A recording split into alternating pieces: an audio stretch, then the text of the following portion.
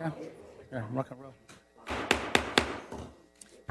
Good evening. Welcome to our June 6th City Council meeting.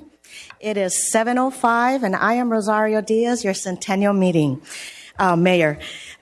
This meeting is now in session. Tonight's invocation will be led by Pastor Mason Akubo from Emmanuel First Lutheran Church, and Councilmember Wu will lead us in the Pledge of Allegiance. All rise.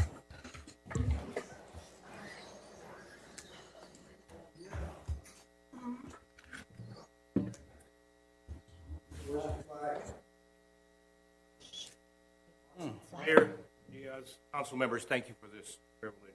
Let us pray. Heavenly Father, guardian and keeper of your people, you have told us that there is a season for everything, a time to build, a time to tear down. And yet through it all, we know that you are in control. You are in control and have plans of good. Watch over the members of our city council, protect them. Encourage cooperation from those who are served and those who serve. Promote all things for the good of the people of West Covina, and may your will be accomplished among us. Amen. So please put your right hand to your heart and follow my lead. Ready? I pledge Allegiance to the flag of the United States of America and to the republic for which it stands, one nation, under God, indivisible, with liberty and justice for all.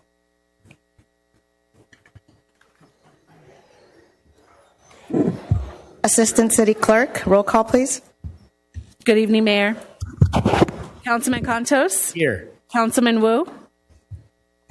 Yep. Councilwoman Lopez Viado. Present.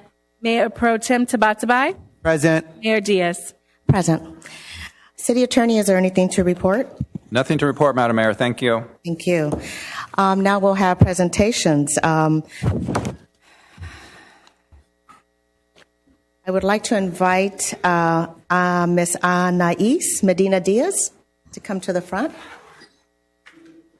Testing.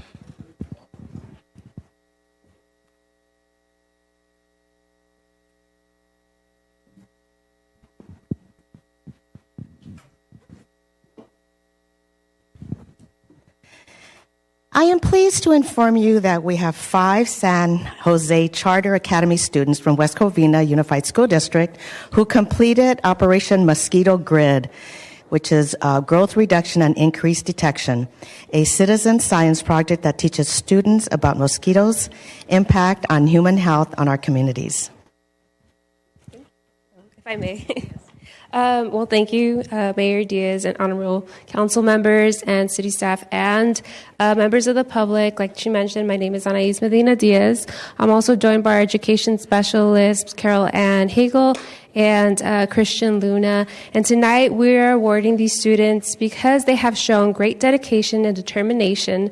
This prestigious award is bestowed on students that successfully conducted surveillance work and continue to monitor and report data to our agency after the conclusion of the project. The process of signing up for the program, preparing their property for mosquito surveillance, and submitting 2 types of surveillance data took about 6 weeks.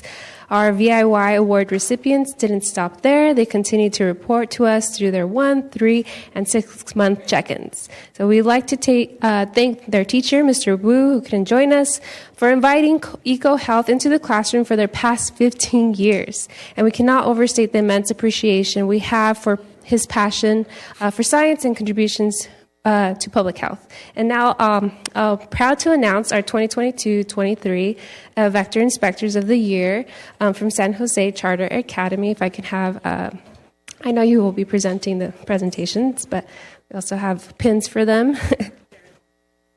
Okay. So first we have Gavin DeCayo.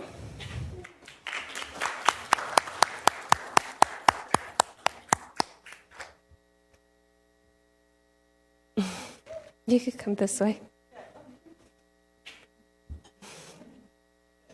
You get one right here. We'll have you line up on this way. Next, we have Dominic Jocko.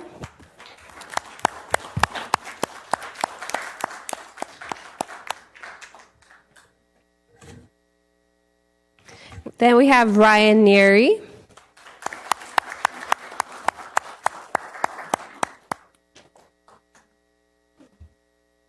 Jasmine Guzman.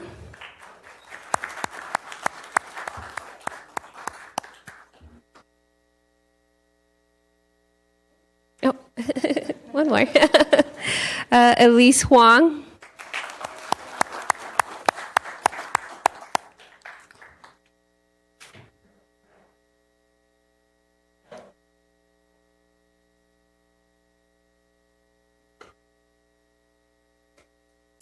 Hannah Liang. And lastly, but not least, Camille Medina.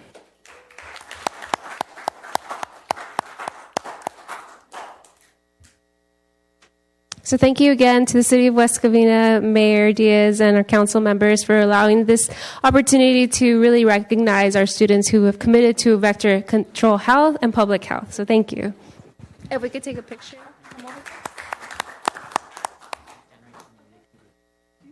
We can put it on both sides.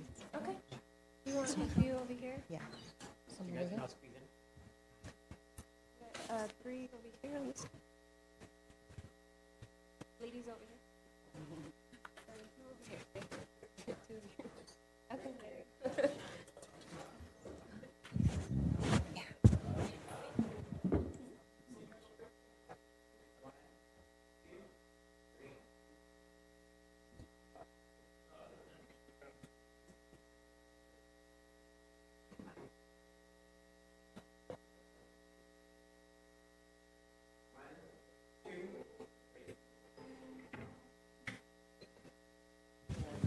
Thank you.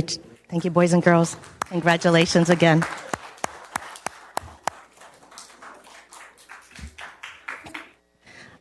Okay, now I'd like to have or invite Chief Bell and Chris Palanganos and the Baker to Vegas captain and Sergeant Stephen McLean.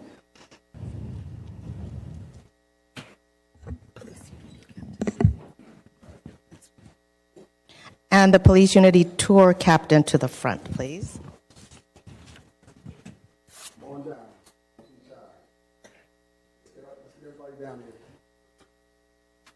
Okay, so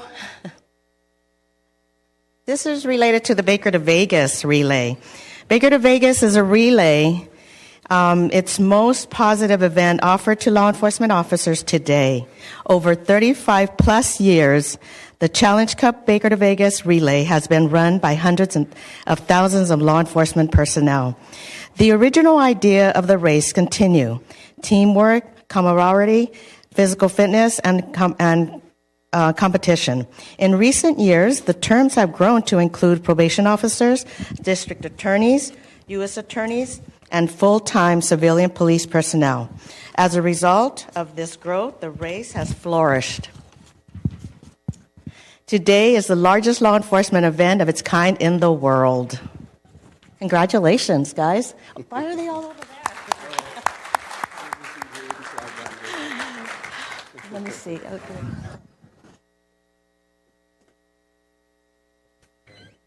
Say a few words. Can you say a few words? Yeah. Just wanted. Okay. Do you want to say a few words? Yes, thank you. I wanted to take this opportunity, not only for our residents to see the officers, the men and women who actually patrol your streets. Maybe you have seen them, maybe you haven't. But these two events that we're going to speak about tonight are dear and near to me. The camaraderie, the commitment, and the dedication that it took to actually perform these events was just incredible. So if you don't mind, I'm just going to give Sergeant Chris Palanganos just a brief moment to kind of explain to you what I know we did a little bit about Baker to Vegas, but there's a lot more in depth to it. So I'm going to give him just a couple of moments. Good evening, everybody. So Baker to Vegas has a long-lasting tradition here at West Covina. Ever since I started, 15 years ago, it's gone beyond that as well. This year is special to us because we broke our department's personal record.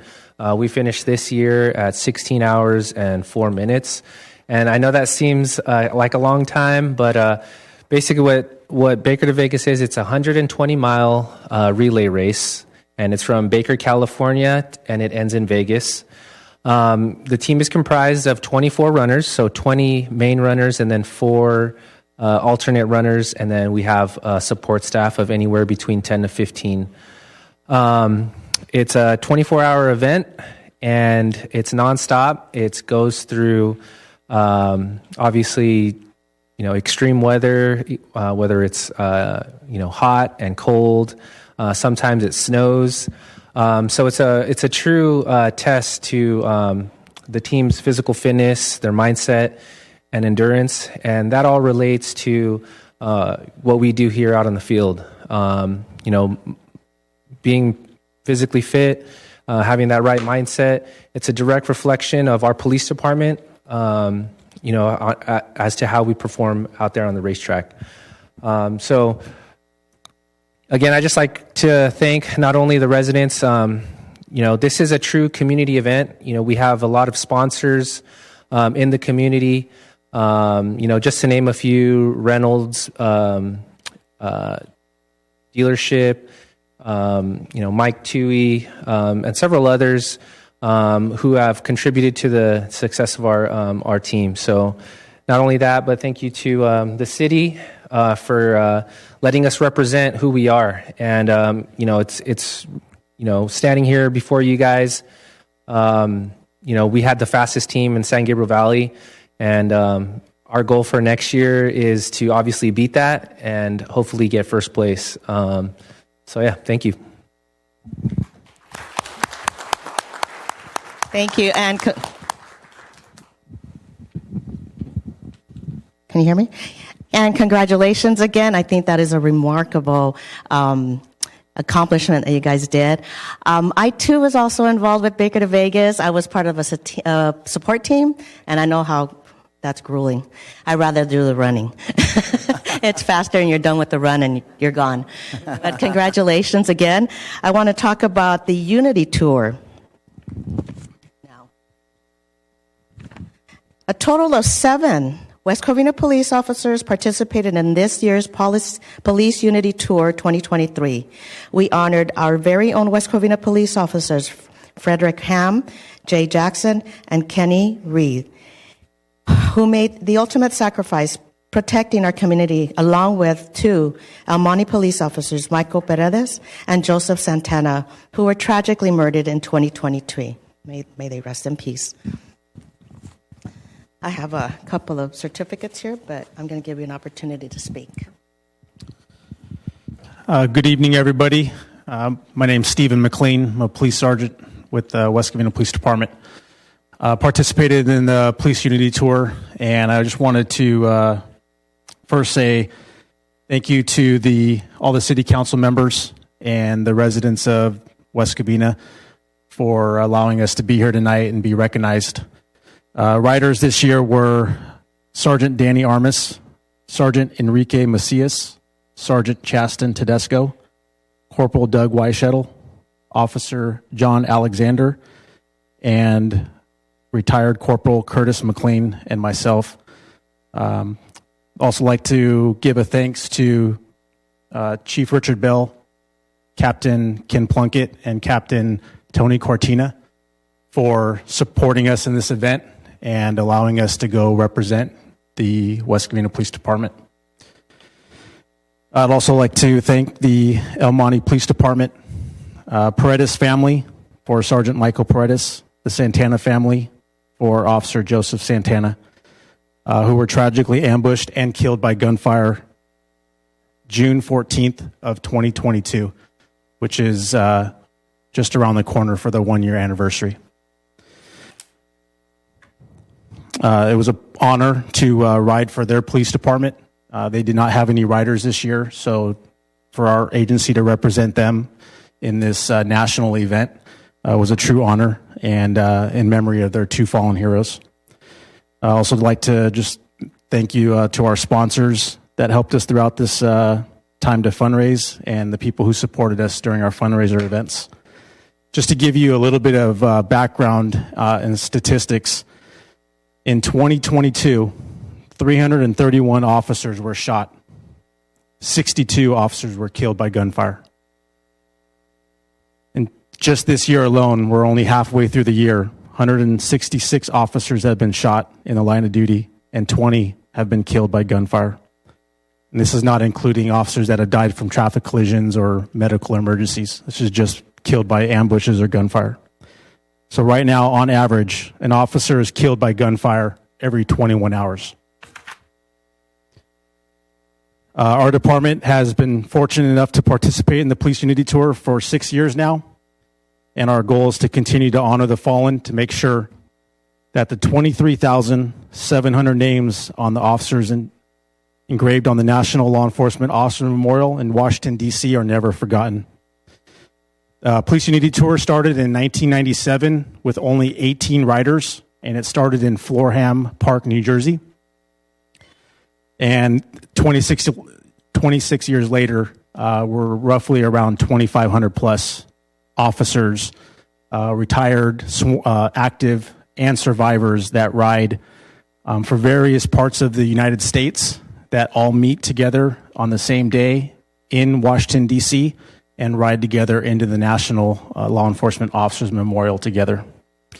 It's about 300 miles total distance over 3 days, from New Jersey to Philadelphia to Baltimore into D.C. So again, thank you for everybody, all the riders from our department that represented our city and our agency, and thank you everybody for your support. Appreciate it.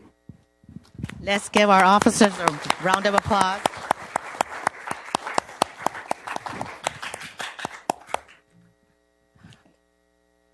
I have 2 certificates here, one for the Baker to Vegas. Okay.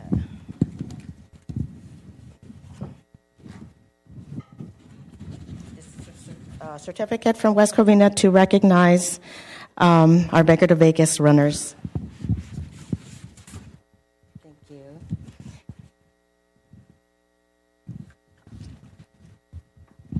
And this from the City of West Covina, a certificate of recognition for Police Unity Tour. Thank you. Thank you. Thank you, everyone. Give them a round of applause. Thank you. Thank you, guys. Thank you. Thank you for everything. Thank you for everything you do for us. You guys want to come? You want to bring some more? Yeah. Chief? Can we get some guys on this side?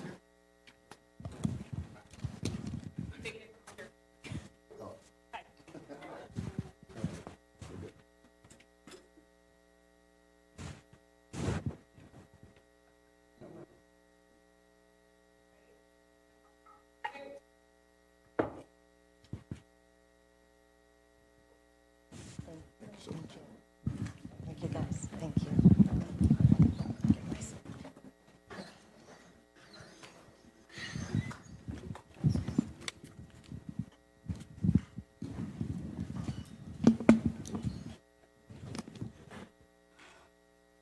Oh.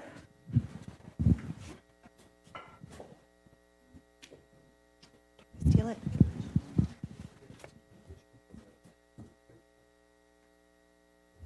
Uh-oh.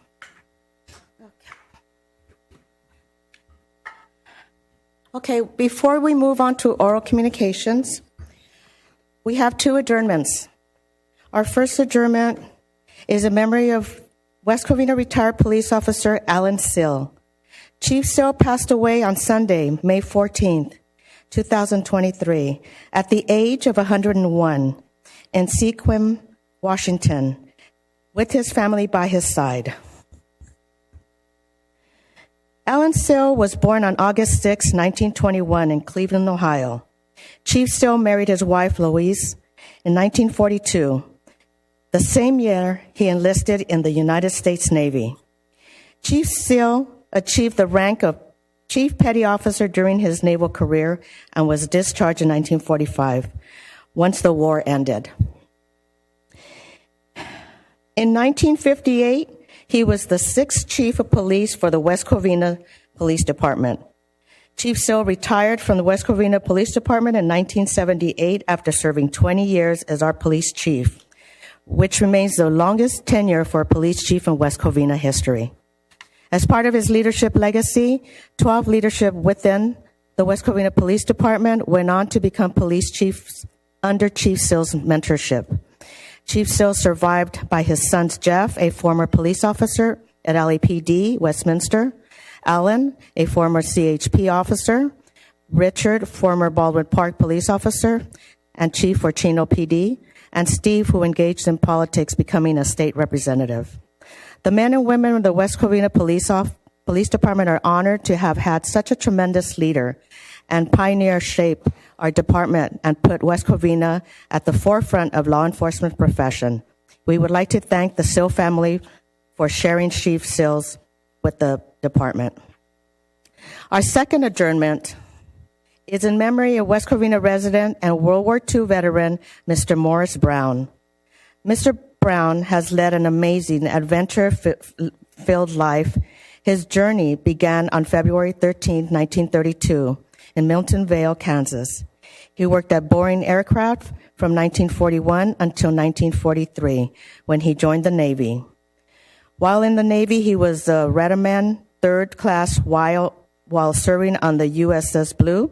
He bore witness to the end of the war as the USS Blue was anchored near Battleship Missouri. After leaving the military, Morris worked in North Dakota, where he met his future wife of 73 years, Betty Murray. Murray and Betty had 4 children together. In 1956, they moved to West Covina. This past February, the mayor and city council recognized Mr. Brown's 100-year milestone birthday celebration in Merrill Gardens. Morris' legacy continues through his 9 grandchildren and 11 great-grandchildren. He will be missed. Our hearts go out to the Brown family during this time. I had the opportunity to meet Mr. Brown, and he was such an adorable man. We spoke for a while, and we went to his birthday party, and he was so gracious, and I really enjoyed being with him. So may he rest in peace. All right. Now we're going to move on to our oral communications. If anyone wants to address the council, please fill out your yellow speaker card and submit it to the assistant city clerk. How many do we have? We have 9, Mayor. Okay. Our first speaker is John Shoemaker, followed by Herman, followed by Valerie Munoz.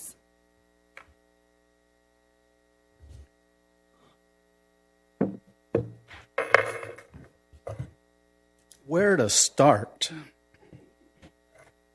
Another lawsuit. Probably a few more of those coming. The idea of selling the maintenance yard. No place to put them. Yeah. I know in art history they don't teach the concept of you don't sell capital assets to pay for current expenses. Go look it up. Another lawsuit out of the fire department based on pretty much the same things that have been going on. And amazing, right? Same person gets mentioned in it. Now you have the idea of we're going to have a chamber of commerce started by the city. Well, that'll probably work about as well as the West Covina Business Association that Tony Wu was behind. That was an utter and complete failure. So, it's just amazing. A while back, a couple days ago, I made some comments on Facebook. That puzzles me with all the different public revelations going on made about Tony Wu, who I refer to as Wucifer, and his conduct as it has been, it is well past the time for the public, for fellow council members. You thought, Councilman Contos, that the Mayor Pro Tem's conduct was outrageous. He hasn't cost us $4.1 million because of his conduct and the things that he's doing around the city, being investigated for criminal activity. You ought to be making a motion to remove him from the rotation. But the problem is, because of people being intimidated by Lucifer, this has just let things continue. Anybody who thinks you can be quiet and that, Tony Wu and his enforcer sitting over there, isn't going to do something, just check things out. It doesn't happen. Think about it. The person who Wu handpicked months before Chris Freeland was fired had the audacity to say, oh yeah, what Tony's doing is happening. Telling the truth was bad. Had to resign because of that. Anybody who thinks that the new city manager or the temporary one, the acting one, is going to be any different and protect them, they didn't get there because they have his backing. Matter of fact, he'll probably want to take the person under his wing. If you do become the city manager, whatever he tells you, if you want to be successful, whatever he tells you, do the opposite. I mean, somebody was asking me, how do I know, when I get elected to the city council next year, how I'll be successful? I said, real easy. Whatever Tony does, do the opposite. Because everything he's done has failed. So do the opposite. You know, how much longer is it going to be before our current fire chief brings a lawsuit and we lose another $4.1 million? Because we're going to lose one with the police chief. You know, there's only one way or two ways that you're safe from Tony. You completely give up your integrity, kiss the ring, and build the statue, or get another job quickly. You know, if David Carmody did anything as city manager, he helped bring to light the real Tony Wu. Without action from the rest of the public and the employees of the city, Lucifer is going to continue on. You know, it's like Dracula. Until you drive a stake through its heart, it's going to live. So you got to get rid of his majority or get rid of him. It'd be better to get rid of him. Thank you. Armando Herman, followed by Valerie Munoz, followed by Wen Zong.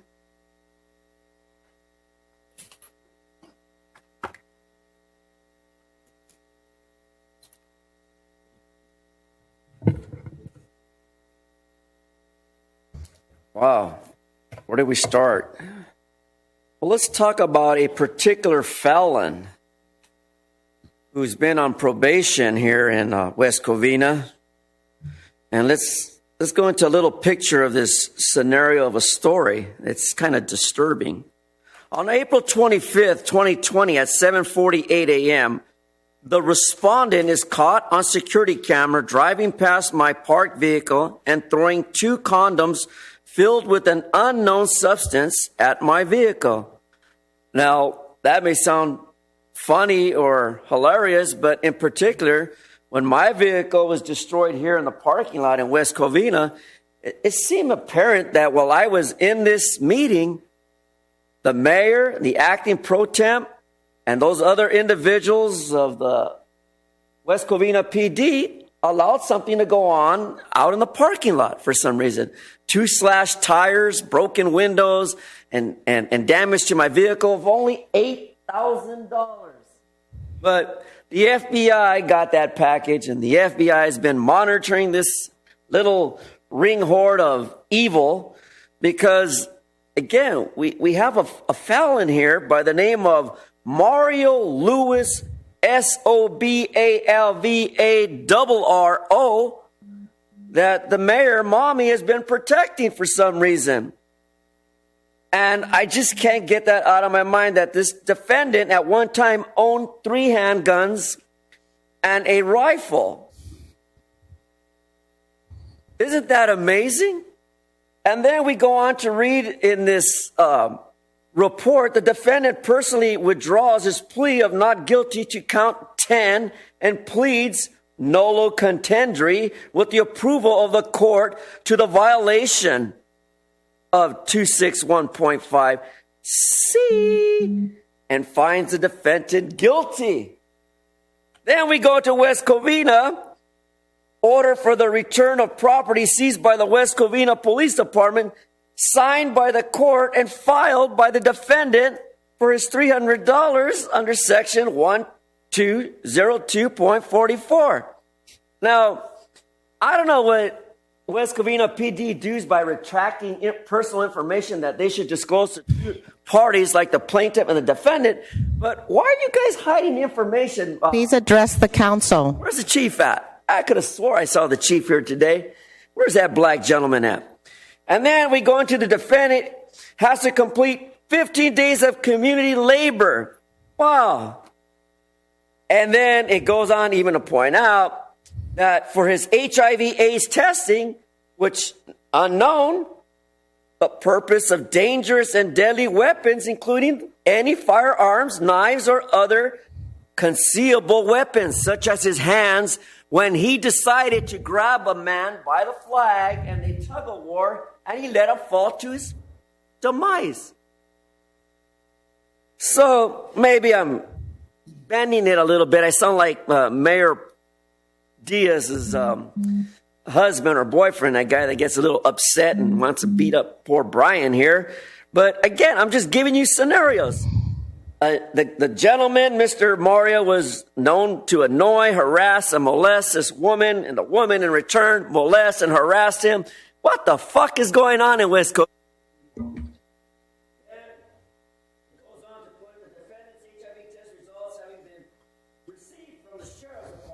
Pursuant to section 1202.1b, mark confidential HIV/AIDS testing result. Wow.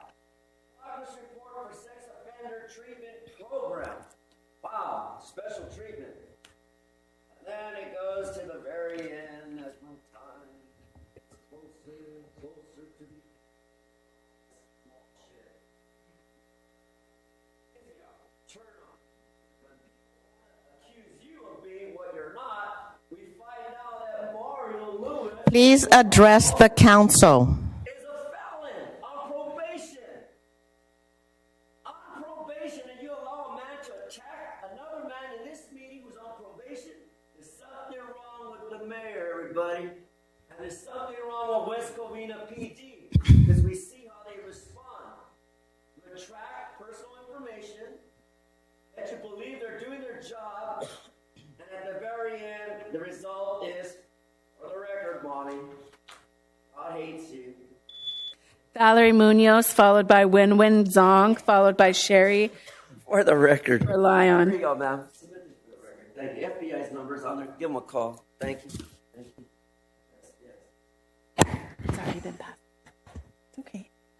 Good evening, Honorable Mayor and City Council. I'm Valerie Munoz, Mayor Pro Tem for the City of La Puente, but your representative on the San Gabriel Basin Water Quality Authority. Sure, you've seen me a few times and already kind of have an idea of what the Water Quality Authority does, but for the record, it was established back in 1992, and this whole purpose of this agency was to facilitate and provide funding for the San Gabriel Basin water for the cleanup efforts. As of now, we have 169 square miles, which estimates stores capacity of around 8.6 million acre feet of drinking water for our current residents here in the San Gabriel Valley. The goal of the Water Quality Authority is to hold responsible parties identified by the EPA and other agencies to secure funding from them.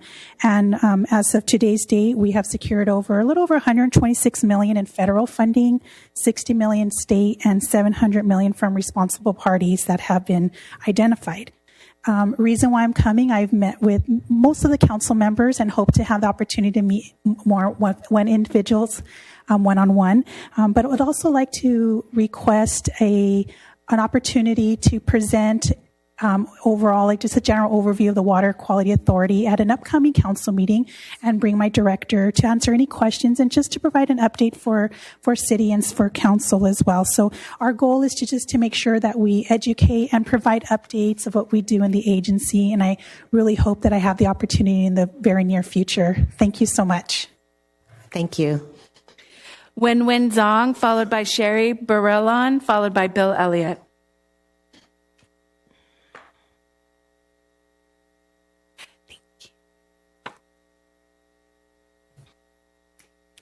Good evening, Ms. Mayor Diaz and all City Council members, and Ms. Acting City Manager, staff, and everyone in the audience and watching at home. My name is Wang Zhang, West Covina Library Manager. The library's annual summer discovery program started Yes, not yesterday, on June the 1st. And it will run through August the 13th. And we would like to invite everyone to join us for our celebration of reading and this exploration. And this program is for all ages. And we, to get started, you just come to the library to get a game card. Or you can register online on the LA County Library's website. And so every time you complete the game, you will be awarded a prize of a book. Well, how to complete the game, which is very simple and enjoyable, and you can just read 3 books and do 3 activities. And that's it. And or you can choose to read 4 books, do 2 activities, or 5 books, 1 activity, or you can just read 6 books, no activity, your choice. So when you complete it, and just bring the game card to the library and to receive your award. And you can play the game as many times as you would like until the end of the program. Okay. So when you get the game card, you will be also provided with a list of activities for you to choose from. Okay. Another thing I wanted to mention to you is that the county library has added 1,000 laptop kits for our customer to check out. And so West Covina Library, we received 8 additional laptops. And all these laptop kits include a Wi-Fi device, either a hotspot or integrated SIM cards for internet access. So, and another good news is that you can renew the borrowing of those laptops. The borrowing period has been extended to 6 weeks instead of 4 weeks. And also you can renew it for 3 times as long as nobody on the waiting list. So just call the library if you would like to have a laptop with Wi-Fi access. Call the library to reserve one and come and check it out. Okay. And another thing I want to mention that West Covina Library provide free COVID tests, self-tests, and this is sponsored by the LA County Department of Public Health. And for those folks who need a self-test, just call the library and to arrange a pickup. And the library is right here at the West Covina City Hall Civic Center. And our phone number is 626-962-3541. West Covina Library is currently still closed for renovation. And we provide sidewalk service during closure, and we are very sorry for the inconvenience of the library closure. And we are working very hard toward reopening this coming fall. Thank you so much for your time, and enjoy the rest of your evening. Thank you. Sherry Burlyon, Bill Elliott, followed by Bill Elliott, followed by R. Robinson. I'm here to talk about the chamber. Back in January 13th of 2011, the chamber decided to close its doors. A committee was elected, and that was Audrey Lindberg as the chair, Mike Miller co-chair, and myself, Sherry Berlin, second chair. We did a great job. It took 3 years and 3 months of a lot of legal maneuvering, and we got it closed. I do have copies here, signed by the State Attorney General and the State of California Secretary of State, certified copies for the city that it was legally done. At the time of the closing, it was estimated the chamber was in debt by $262,900.14. Not true. By the time we got in there and started going through everything, There was $31,348.32 in bills, $366,829.29 in claims, for a total of $398,177.61. That was the total debts. We were able to barter and trade $17,569.96 worth of that debt. When the date of the closing in the chamber came, outstanding balance of $280,607.65 was still outstanding. Anyone who wants to open a chamber under the name West Covina Chamber of Commerce is responsible for that $200,000 debt. You can open the chamber under different names, but not West Covina Chamber of Commerce, or you assume the debt. Give you an example. You can change the name to Chamber of Commerce at West Covina. The attorney even said you could put new, NEW, all in capitals and parentheses, new Chamber of Commerce, but you cannot use the name West Covina Chamber of Commerce. Yes, city has already, in all of your background, city has funded the chamber. When I was working there for 5 years, we were very solvent. When I left in 2005, before everything started going down, yes, the city was giving us $100,000 a year. When I left, we were solvent, and there was $10,000 in the savings account. Goes down pretty quickly. The city decided to take it down from $100,000 in 2007 to 8 to 75,000. In 2009 and 2008 to 9, 50,000, and in 2009 to 10, the city gave the chamber zero. Silly, but that's what you gave us, and we turned around and gave back because we paid $1,200 in rent. It's $14,400. We paid the taxes of $583 twice a year for $1,166. So we gave back $15,566. Okay, the chamber we paid for the electric and the trash, and the city paid for the water.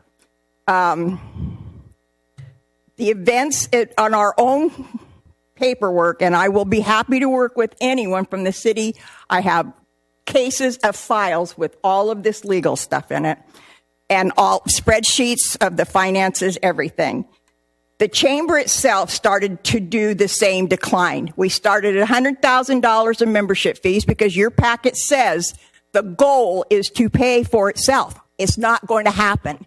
The chamber brought in an additional $100,000 in the events and the membership that we had, and by the time the chamber came to 2010 and the city did not give any more money to the chamber, they were down to $50,000 in events and membership, which hired 2 part-time employees, and nothing got done. And that was the demise of the chamber. Yes, you're right in your paperwork. It needs to be a nonprofit, but it is not a 501c3. It's a 501c6 is what the chambers run under. You cannot, the city cannot just become a chamber because you want to become a chamber. It's no different than saying you want to be a Rotary Club, but you don't want to work with the state, the district levels, and the national Rotary. The same with the chamber. Separate entity. There is no way that the National Chamber of Commerce is going to let the city of West Covina start a Chamber of Commerce. 2 separate entities. They work together, but the city does not own, and it doesn't matter how much money you give them, you only get 1 vote out of the whole committee. There is no ownership in here. If you want to start a business association, do it legally with your attorney, you're on your own, but if the National Chamber will not allow you to start your own chamber. Bill Elliott, followed by R. Robinson, followed by Jim Grivich.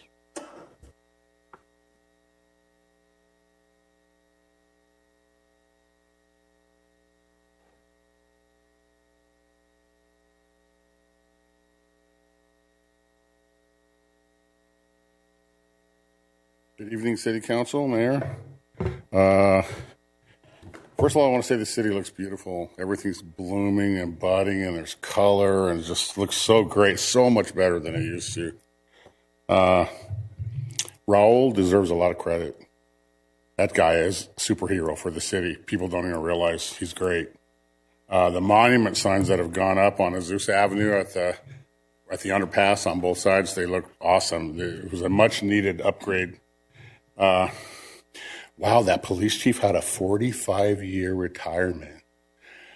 I'm sure it wasn't like the retirements of today, police retirements of today, but wow, 45-year retirement, that's the way to do it, huh?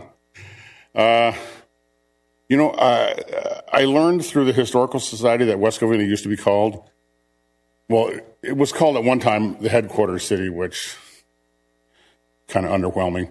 But I really like the fact that it was originally called the City of Beautiful Homes. I'd like to see that brought back. It's true, even today. Please do your own executive search for the next city manager.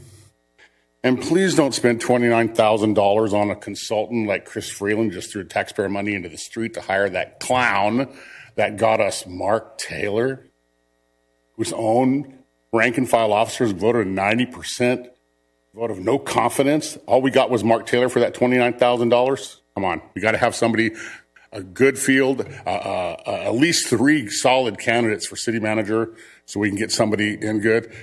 The remarks about Paulina, Paulina's 19 years with the city. She's competent. She's fully qualified to do the job she's doing right now. Whether the city council decides to promote her or bring in somebody else is up to them. But, nothing disparaging about Paulina. Tony Wu, too. Tony Wu is one of the best things that ever happened to West Covina. And this nonstop from the yellow, gray-haired guy just kind of, it's also underwhelming. The Constitution. Memorial Day. Next year, can we please abbreviate all of the presentations of all the politicians that show up? This is not about politicians. This is about people that gave their lives for this country. And I'm so sick and tired. I really have had it to my eyeballs with all the presentations. Oh, let me get this person up here and give them a certificate. Oh, and this person over here, a certificate. And half the time, the elected official doesn't even show up. They send some 20-something that's got political aspirations to come give a presentation, and nobody cares. Let's not make it about the politicians, especially on Memorial Day. I mean, the other holidays, 4th of July, whatever, you do what you want, but please limit those presentations on Memorial Day. It's inappropriate at the very least, and it's insulting on the other end of the spectrum. I really wish the city council would take some action on that. D-Day, 79 years ago today. A lot of Americans gave their lives for this country. And, they actually gave their lives for the Constitution. That's what they swear the oath to. It's not the nation or the motherland. It's not even about the flag. It's about the Constitution. And that's how precious it is. And the perversion of our Constitution that's going on today is really shameful. And I'm afraid America might be over. The First Amendment's under attack. We have corrupt national media right down to that reporter at the Tribune. We have corrupt government, corrupt law enforcement, corrupt president, weaponized government agencies. And, that's all the way down to the local level. There's all kinds of shenanigans going on. Second Amendment, concealed carry. Every former police chief in West Covina history for the last 45 years that denied concealed carry to law-abiding citizens were violating the Constitution. It just took the Supreme Court that long to point that out. They went kicking and screaming, too. They don't like it. Women are the fastest growing demographic who carry concealed. Ladies, don't let any man make you their victim. Get some training, get a good gun, protect yourself. You only have one life. Young men, especially young black men, whose leading cause of death is homicide by other young black men, they should be given concealed carry permits very liberally. They should fast track those. Go ahead and fact check me, Mr. Tabatabai. Due process is frequently denied, and one-party rule. And I don't have enough time to say something I was going to say about the school board, but I'll say it next time. Robinson, followed by Jim Grivich, followed by Sue Aguino.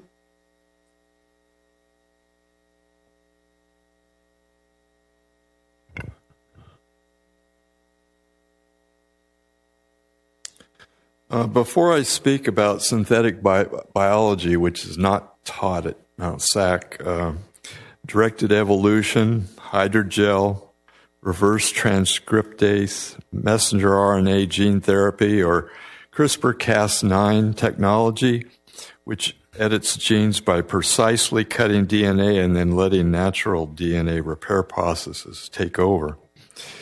DoD bioweapons, also called countermeasures, covered up as a public health event, and transhumanism or poison death shots. Tonight's an anniversary, as Elliot pointed out. I want to direct your attention to Omaha Beach. 50 miles of beaches along the Normandy coast. The military had a gut-wrenching job, and they did it. 158,000 Americans. 79 years later, we have completely lost control of our national borders, which means we are barely a country any longer. We lost our flag. Federal employees are offering free travel service, concierge and secretarial services at the border, while not even requiring any inoculations. Even airline pilots, flight, and many medical personnel are still required to take the jab.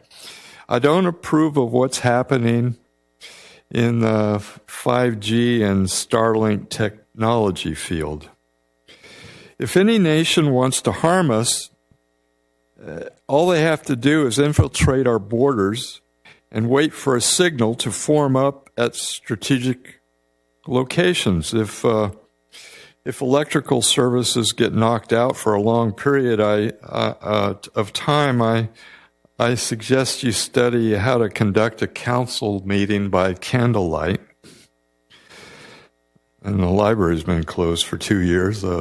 Let's keep the City Hall open. Additionally, the private doctor-patient relationship is lost. Fear-mongering has produced a public less trusting in healers. There is uniformity and conformity that's encouraged, and the decision makers at the top medical corporations are usually not physicians. And this is the problem. Top decision makers are usually lawyers who are looking to minimize legal risk, and accountants looking for massive profits. When doctors work for these corporations, then insurance and pharmaceutical companies are calling the shots. Moreover, I don't, in this era of military activity covered up by public health, I don't like the self-assembling DoD electronic monitoring devices inside my own human body. That's what the jab turns you into, an internet antenna powered by 5G. I just wanted to present a brief heads up on the Stu Peters Rumble podcast. The documentary Final Days premiered worldwide last week, a documentary produced by the Stu Peters Network. It is not easy to watch because it exposes the full nature of the biological weapon launched on humanity by the U.S. Department of Defense in close cooperation with the pharma cartel and the Bill and Melinda Gates Foundation and their friends. Anyway, an organization called Children's Health Defense is appealing the dismissal of a federal lawsuit challenging the authority of USDA, the FDA, to grant emergency use authorization of COVID-19 vaccines for children. This organization last Tuesday filed an appeal at the U.S. Court of Appeals Fifth Circuit seeking to reverse the decision of a lower federal court, the U.S. District Court for the Western District of Texas, which has dismissed the suit in November 2022. So, thank you. Jim Grivich, followed by Sue Aguino, followed by JD.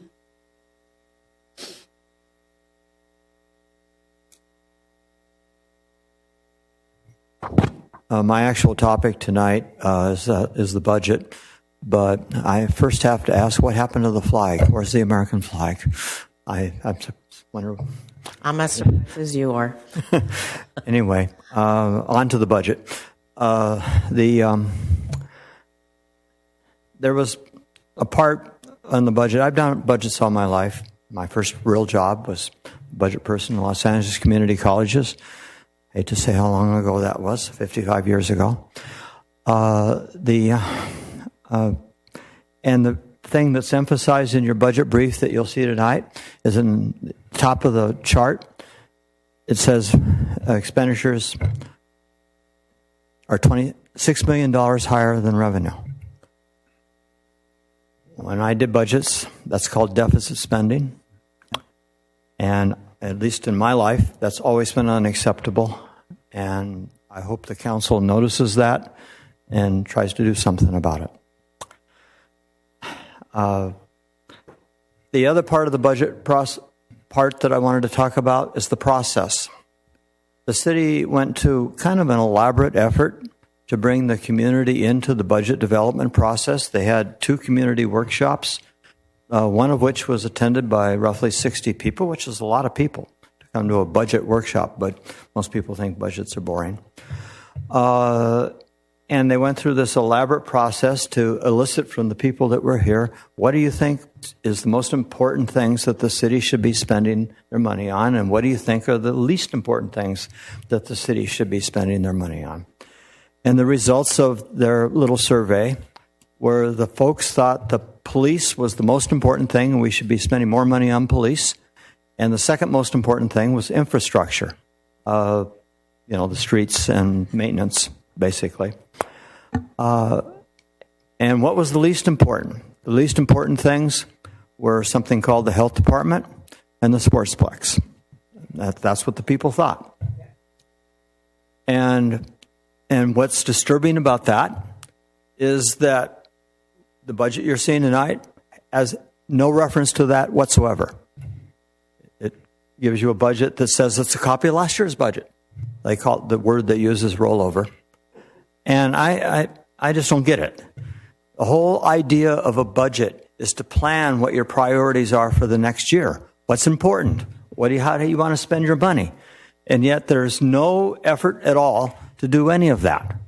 No effort to listen to the citizens, no effort to change what the content of the money is, how to allocate your resources, and certainly not listening to the people of the city. And it's very disturbing. I've never been in a place that just ignored priorities. There used to be a lot of fighting about it. What's most important? We got to do this, we got to do that. And in this city, it doesn't seem to happen. And especially now. There was some discussion years back, but now I don't see any. So maybe sometime in the middle of the year, somebody will have an idea, let's do this. That isn't the way it's supposed to work. You're supposed to plan it out at the beginning when you adopt your budget. There was about 2 whole meetings of the city council. You talked about kind of a messed up 100th anniversary because things happened that weren't supposed to happen. And when you look back at what caused that, it was a lack of planning. First, there was no budget for it. It should have been adopted with the budget at the beginning of the year, a plan that started out 6 months before the event. Anytime you do something new and big, it should be planned out way in advance so that you know exactly what's going to happen, how much money is going to be spent, who's going to be doing what, all those kinds of things. I'm just using that as an example of why the budget's important. You're supposed to have a plan on what you do. And you're supposed to know how much money you're going to spend, not figure it out later. So I hope I'm getting my point across that I'm really disappointed in this process. And I hope that we, with a new administration, that we'll have a better process. And I hope that you at least think about how you should be spending your money. Thank you. Thank you. Sue Aguino, followed by J.D., followed by Mr. G.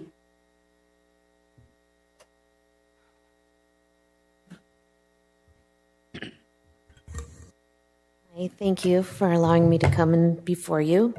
I first off missed the flag too. Don't understand how that was not taken care of, first off. I'm going to talk about the 4th of July celebration that's coming up this year. A lot of things have been brought to my attention. That up at BKK is still a huge hazard. Up there at Big League Dreams, having that amount of people is a logistics nightmare with the potential of really horrific things. There are billions of cubic feet of methane that are still being extracted from the landfill every year. Some of those regulators on those extractors are broken and haven't been maintained. The fireworks come down, God forbid, hits that methane, what's going to happen? It's been explained to me that BKK is still producing massive amounts of methane, over 2 billion cubic feet of methane last year. That's equivalent to 9,400 Goodyear blimps full of gas. Now think of that. Think of the neighborhoods that are surrounding BKK. Think of what the logistic nightmares are for West Covina and the residents, and the potential to have something catastrophic happen up there because of fireworks. Not to mention the brown grass that's up there, not to mention the fire damage that could happen. It's just not worth it. And right now, as a city, we need to tighten our belt too. I don't know that this is something that needs to be done and kind of planned not real well to begin with. Back in the day when you couldn't afford something, if you couldn't pay your bills at home, you didn't go on a cruise. You know, that house is on fire, you don't paint it. It just seems like West Covina is always putting the cart before the horse, trying to make it look shiny and new. Well, it's not. This is really something that could be catastrophic. When you have the logistic nightmare of Big League Dreams, having that amount of people going in one way and coming out one way, having it be the overtime that we have to pay to either have the people bust in there and bust out like it was for the celebration last time, it's not worth it, you guys. It's just really not. And the evidence is up there. Cal Fire literally said that BKK and the surrounding land, including Big League Dreams, has the highest fire risk in our city in terms of risk and potential consequences. That's Cal Fire saying that. So I think you need to do a little bit of research. This was brought to me. I looked at it too. I was scared. I thought, boy, this is just something we don't need to do.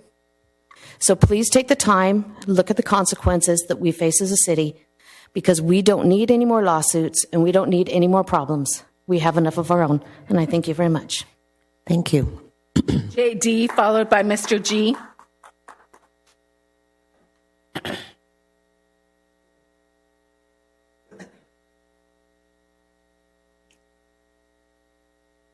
Good evening, Honorable Council. Welcome back, Ms. Viado. I hope you're doing better. I see you standing, so probably still fighting that, but Godspeed to you. Come up to speak about Athens. I don't want it to fall in the cracks. The request to consider, if not bring back that annual pickup, I kind of inferred from our last city manager that some of you may not be entirely in favor of the annual, but I want to remind you it's part of the contract and it was taken out without any explanation. So please keep that on the front burner. On the same subject, I would like to kind of get an update on what's going on with the recycling legislative law that was passed regarding counting of organic beans and separating them in certain bins. When I last attended one of the town hall meetings, it was impressed upon those that attended that we were at the precipice of being fined thousands and thousands of dollars if we didn't have it approved that night. It was that urgently impressed upon us. But it's fallen in those cracks, and I haven't heard about it. I may have missed it, but I'm hoping that maybe the city manager or acting city manager will address that point tonight. I have a concern with both. mainly my annual pickup. I'd like to get that backyard cleaned up a little bit. Appreciate your time. Thank you. Mr. G.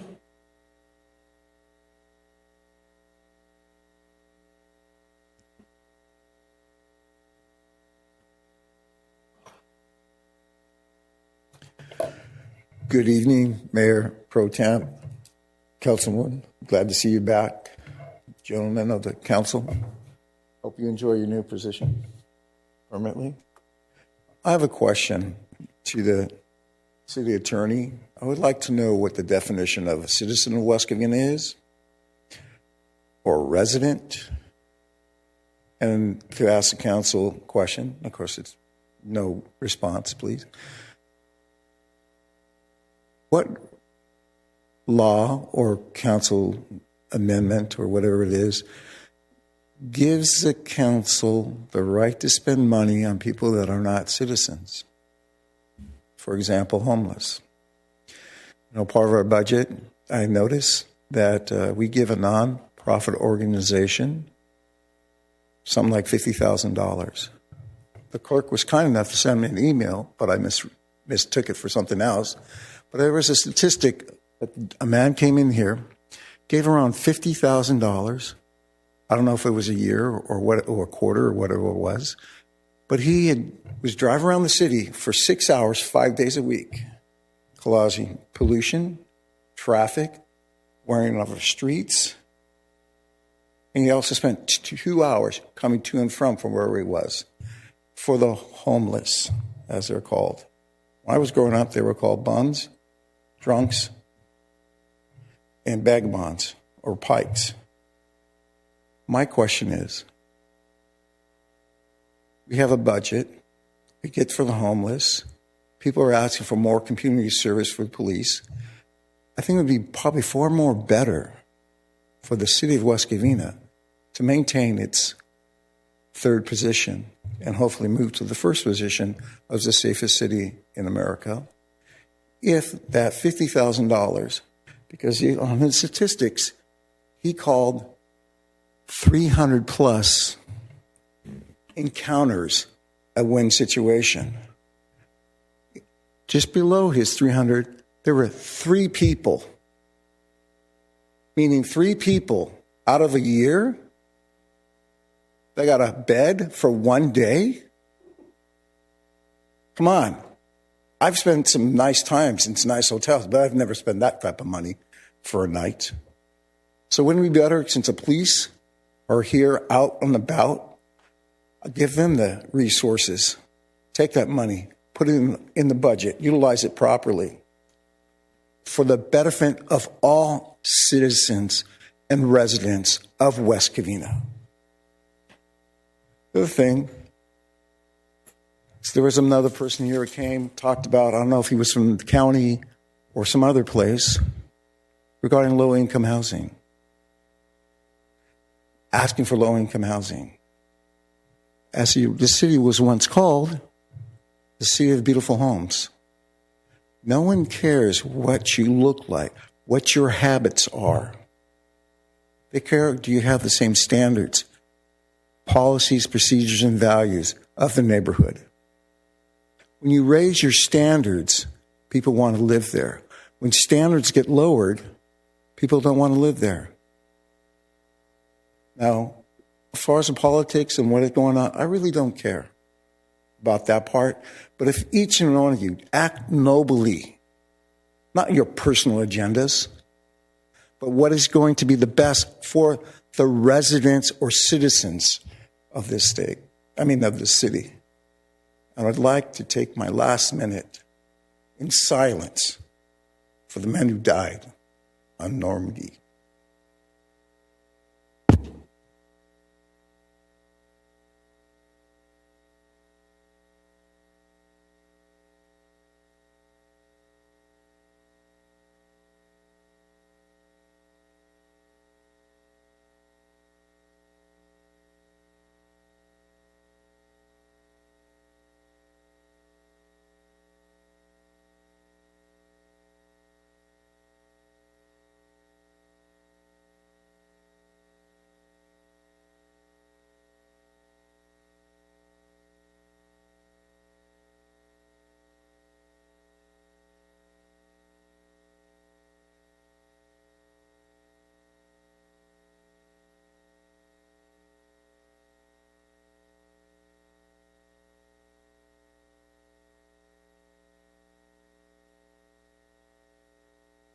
Thank you.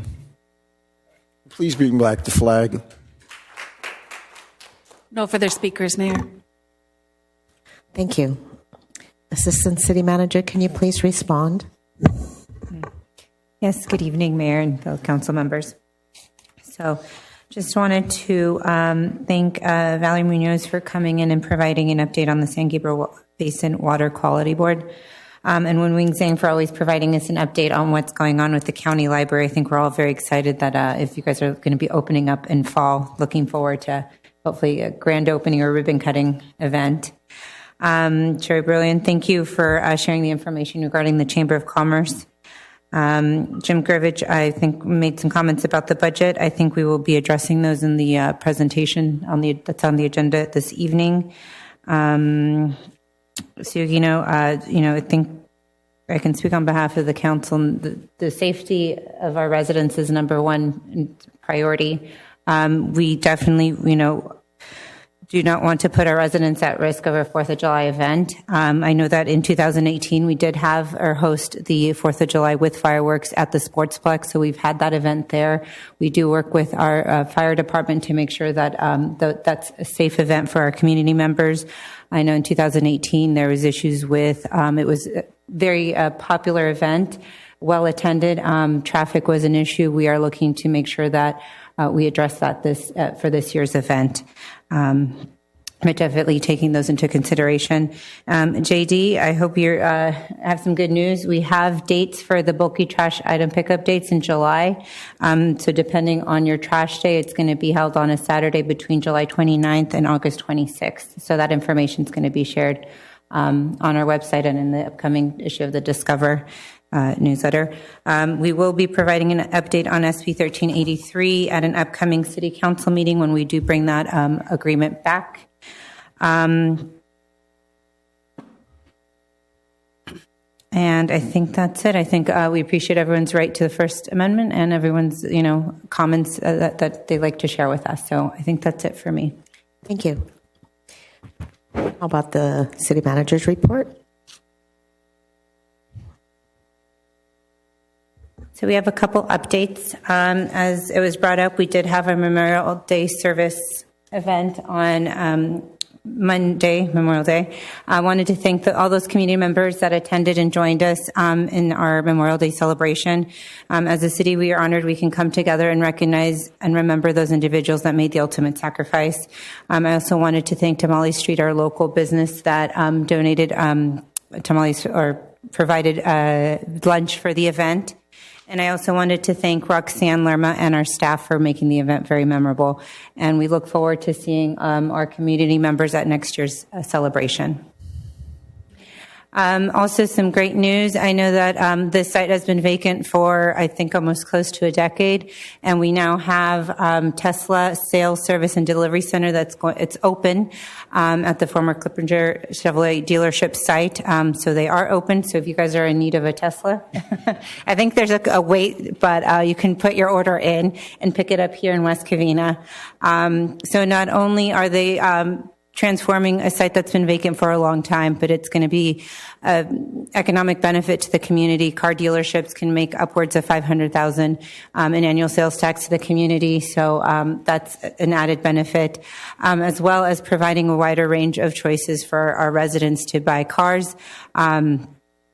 And just, now that we have a Tesla sales and service and delivery center, just wanted to mention we do have some supercharging stations in our community. We have one in McIntyre Square that has 16 charging. It's a supercharging station with 16 charging posts. We have South Hills Plaza that currently has 24 posts or 20 posts under construction, with the Eastland Center pending permit approval. The next item is our street sweeping community meeting. So we are going to be providing information on our current street sweeping program, best practices for street sweeping programs, and then getting community input from our residents. There's 3 community meetings, Monday, June 12th, 6:30 to 7:30 at the Cameron Community Center, Saturday, June 17th, from 10 to 11 at Cortez Community and Senior Center. And then on Monday, June 26th, from 6:30 to 7:30 p.m. here at City Hall. And that one's going to be in person and virtually as well. So if people would like to attend, we're hoping they can attend one of the three meetings. Also very excited. I know we announced that we have a new programming at Palmview Community Center. We are now going to be hosting a open house for our new adaptive recreation center, and we invite the community to attend. It's from 6 to 8 p.m. Tuesday, June 13th. So it's a great opportunity for our residents and our community members to learn more about the programs and see the Palmview facility that's been reopened recently. The Sportsplex, it's open, and we've been taking reservations and booking for the facilities. We wanted to make sure people were aware of how to make that reservation or rent the fields.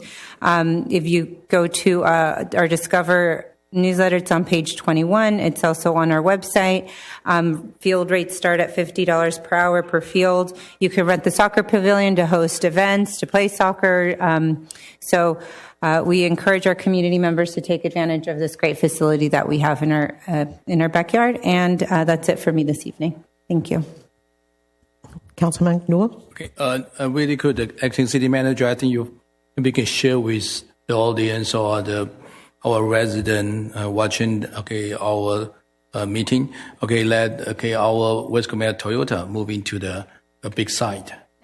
Oh, yes. I want to mention that. Yes. It's a 3 times bigger what they have. So you're going to sell like 500 cars a month.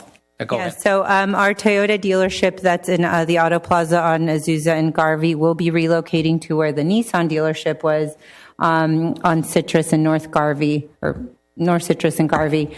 They are looking to expand, and so they are working through the entitlement process to make some facade improvements to the former Nissan dealership so it looks like a Toyota dealership.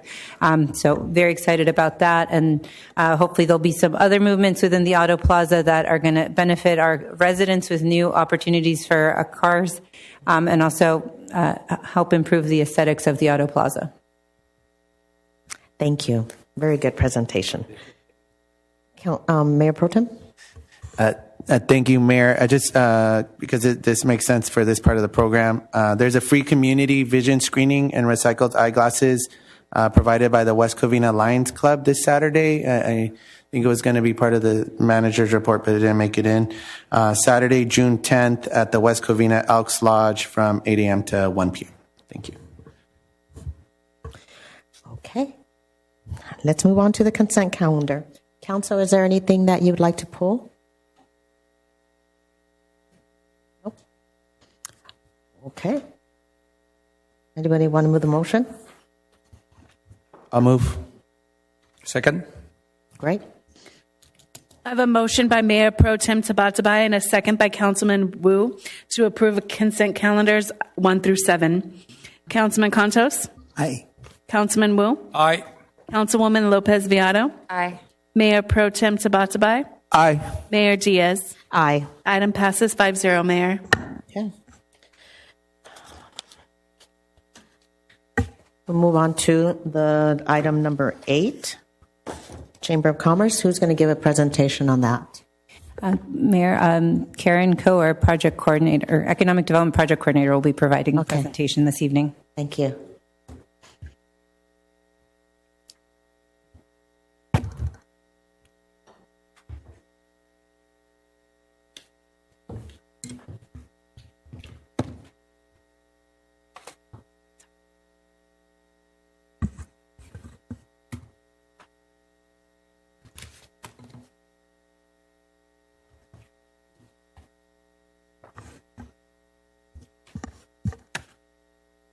Good evening, Honorable Mayor and Council members. Tonight I will be presenting a presentation regarding the forming a Chamber of Commerce or Business Association.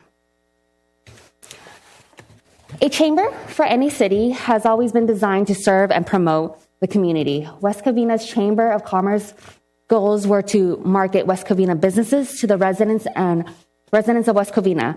They've developed and implemented outreach programs to various businesses, expanded its business advocacy roles, expanding its role when dealing with public and governmental policy issues, identified business-related organizations with whom it could partner, expand the level of frequency of direct contact between the chamber and the business community. The City of West Covina, the West Covina Chamber of Commerce received funding from the former West Covina Redevelopment Agency, which provided approximately $75,000 to $100,000 every fiscal year. However, it was not until 2009 the RDA stopped providing funding due to debt accrued by the chamber. The chamber had been operating for over 55 years, but the institution eventually ceased its operation in early 2011. Currently, the Greater West Covina Business Association, a separate entity from the city, provides similar services to a chamber. Currently, the Community and Economic Development staff is responsible for the economic development efforts in the city. We provide business and entitlement assistance. We manage and administer business loans, such as the Business Assistance Loan Program, which had been awarded to one business. We've also had the West Covina COVID-19 Small Business Loan, which we've awarded 2 businesses. During the pandemic, we provided and directed available resources to our business community, and we continue to connect businesses to available resources.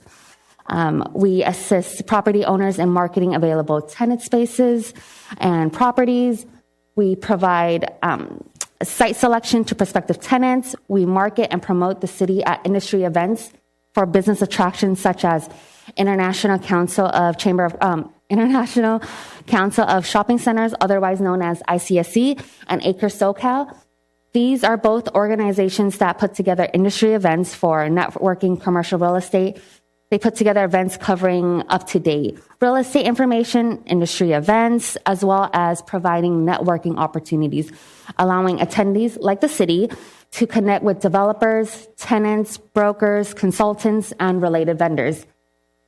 We conduct business outreach, such as continuously contacting property owners and management.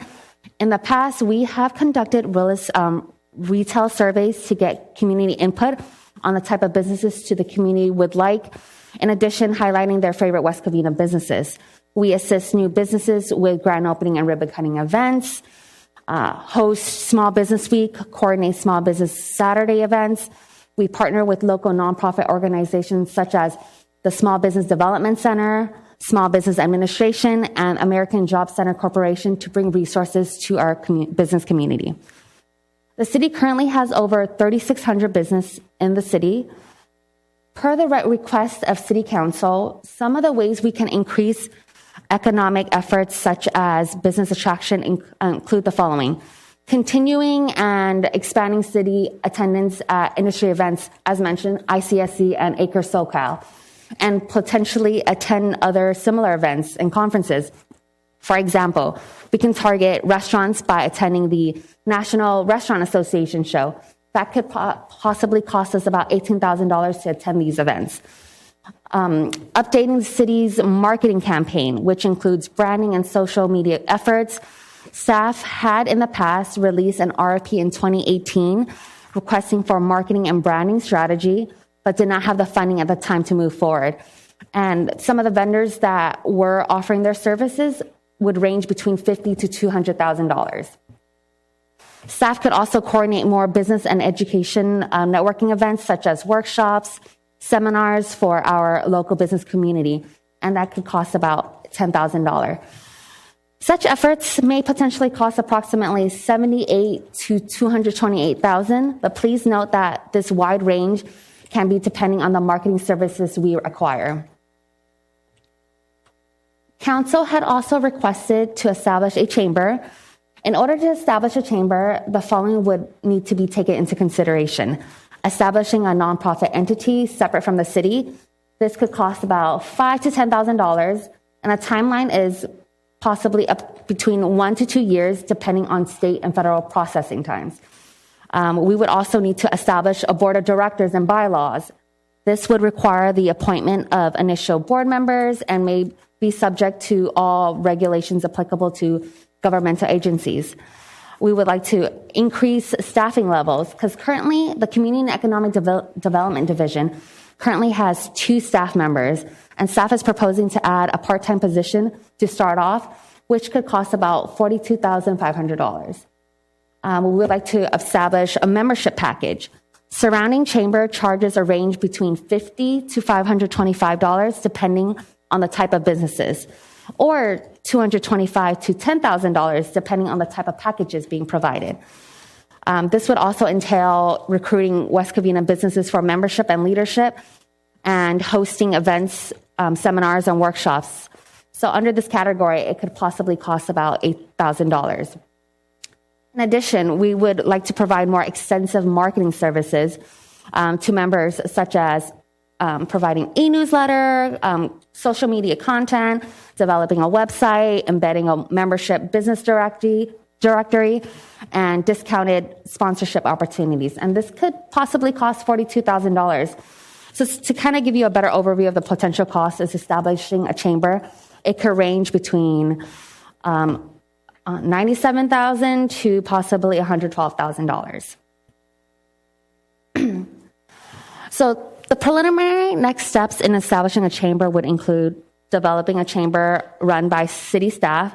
This would include establishing budget and membership costs, including conducting a fee study, identifying roles within the division, developing programming and services, identifying potential partnerships with other business organizations, and establishing goals for the chamber. In addition, we would need to obtain necessary approvals, which includes establishing the nonprofit and establishing a board of directors. The nonprofit status, like I had mentioned, could possibly take 1 to 2 years, depending on the state and federal processing times. Once that's done, we can launch the chamber and hopefully run that for at least a year before we decide to evaluate and reassess to kind of determine what the best path moving forward. As such, now staff is seeking City Council direction. Do we have any questions? Councilman Wu? Okay, the idea to set up the business association or chamber of commerce is because a lot of business requests, okay, they really want something that can go directly with the government, that have a benefit, that have a vehicle or have a passage. Currently, they don't. Okay, currently we have about 4,000 business, okay, and we only approach few, okay, and compare with the 4,000 business we have, okay, and how we self-sustainable with the 4,000, okay, and the member they're willing to participate is about what we offer them, okay, and the reason the previous, okay, GWC or the business association, okay, West Covina is not working because they have no benefit, and how you want people to pay membership fee, but you don't have a benefit, okay, and in that way nobody will join, or they join one time, okay, you won't join next year because they don't see they can get this membership, okay, working. So how can we, okay, first, because it's a credibility issue, as a city, but we're not going to run this thing. We want that graduate, just like your BID on the Auto Plaza. It's kind of semi-government. We have Paulina is our board member inside the BID. Okay, and we help to set it up. But who run it? Auto Plaza, all the auto dealer, they run the show. Same thing, Chamber of Commerce. We needed the business to run the show, but we started and then we let them to take over. We stand to elect their president, their board member, but somebody have to do it. Okay, and with the credibility of the city and the passage of them to kind of work with the government and its credibility, and then they will join us. If you go to the Covina Chamber of Commerce, 50% of their members is from West Covina. I think you know it, because we don't have a Chamber of Commerce, and they pay the Covina Chamber of Commerce, and that money should be come to West Covina, doing the business and working with the business of our government, meaning you guys to help our local business. And when they have a issue, okay, and then they can go directly to us. And at the same time, when you have 3,000-4,000 members into our, okay, this membership, and then this membership fee will pay for itself. So I think that's the idea of what we're trying to do, because West Covina is a big city with a lot of business potential that we can recruit, and that we can want to bring the business, we want to bring job, okay, we want to recruit them. But at the same time, okay, we need to establish something, okay, and let it with credibility and let people willing to join. Okay, and a lot of business always say if this is come from us, they want to join because they know the benefit will be there. When they have an issue, you guys can help them directly, and they can give them information. So I think this is something about the fee, okay, and regarding the nonprofit organization, I think we can talk to West Covina Business Association, see they're willing to transfer to you guys, so you guys we don't have to pay or wait for 2 years. So I think, okay, we can have them to help out to give to us West Covina Business Association, and at the same time, and then we help, okay, to recruit and all the business with our credit that people willing to come and join. The people don't want to join a entity that become a middleman between the government and the business. And where's the benefit? And to say, so if they go direct to us, the money go directly to the business and run by business, okay, and we just set it up for them. So I think this is something we need to give a try, and we don't want to spend too much money, and we want to make sure, okay, and that business that will basically recruit, and then when we need something, we can send information. We have any information we can just send to our Chamber of Commerce or Business Association, and everybody will receive, okay, all the information. But right now you have a difficulty to go to 4,000 business. So how can we do it to recruit this such an important entity in our city? We depend them to provide sales tax, provide job. So we need to do something, okay, and to help them to establish the business. So we need to see what we can do and self-sustainable, okay, and this business should be neutral, only for business, no political, okay, no self-interest, okay, and let business help business and to help, okay, and them to resolve their issue, and at the same time to recruit more business. And that's what we talk about. How can we branding and to get more business? And I think this is one of the start that we can start from there. So this is my suggestion. Councilman Contos? Thank you. Karen, to what extent have we engaged with the 3,600 businesses to ask them what they are looking for in a Chamber of Commerce? I'm just curious first about that. Councilmember Contis, if I can answer. So we have not sent out a survey or anything like that to our current businesses. That's something we can definitely do.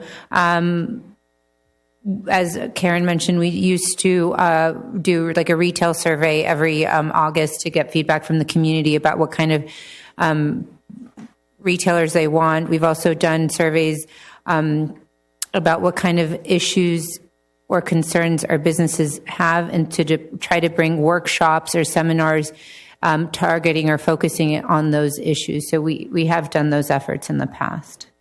And my second question is, to what extent do businesses hear from the city on a regular basis with regard to business-specific communications, not just, let's say, Discover West Covina or anything like that, residents, but more specifically on business concerns?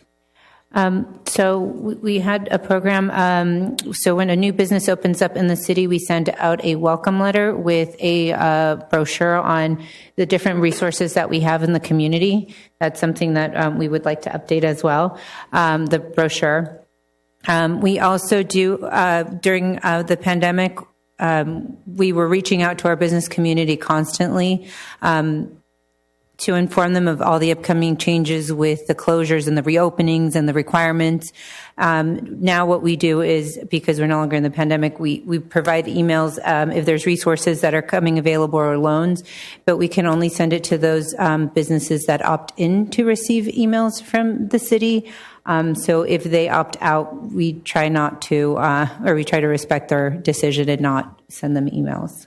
Okay, and third question, a while back I sent city manager leadership a 7-step plan relating to suggestions on how to build support for business. Does the staff has Karen already seen that, or do they have a copy of that, as I've also sent copies to council? It's a 7-step plan on how to engage with businesses as well as the community. And if it is not available, I can forward it again so that way folks can have it. Because I wanted to make sure that you have that, because it could help serve to guide what potentially could move ahead. And fellow colleagues here on council have also seen it. So I don't know if that would be fine with everybody. I just wanted to make sure that you have that, because the email that I put together was also based on feedback that I got from just from folks I know in business as well. I just wanted to see if you have that already. I believe we do, and I believe one of the items that you did mention was the welcome letters. So, yeah, we do have it, and we will respond accordingly. Okay. I think those are my questions for now. Thank you. Mayor Pro Tem. Thank you, Mayor. I have a couple of questions and some concerns. So I understand the Covina Chamber of Commerce was founded as an independent association of businesses. And so I think one of the major concerns is, from my understanding, no other cities established their chamber through City Hall, right, where the city runs the chamber. Is that correct? I don't know of one that is. Councilman Wu. Answer that. I joined the Temple City Chamber of Commerce. They run by the Temple City government. I think they give them funding. But okay, right. So there's a difference between giving funding to an independent organization and the organization being run through City Hall through staffing.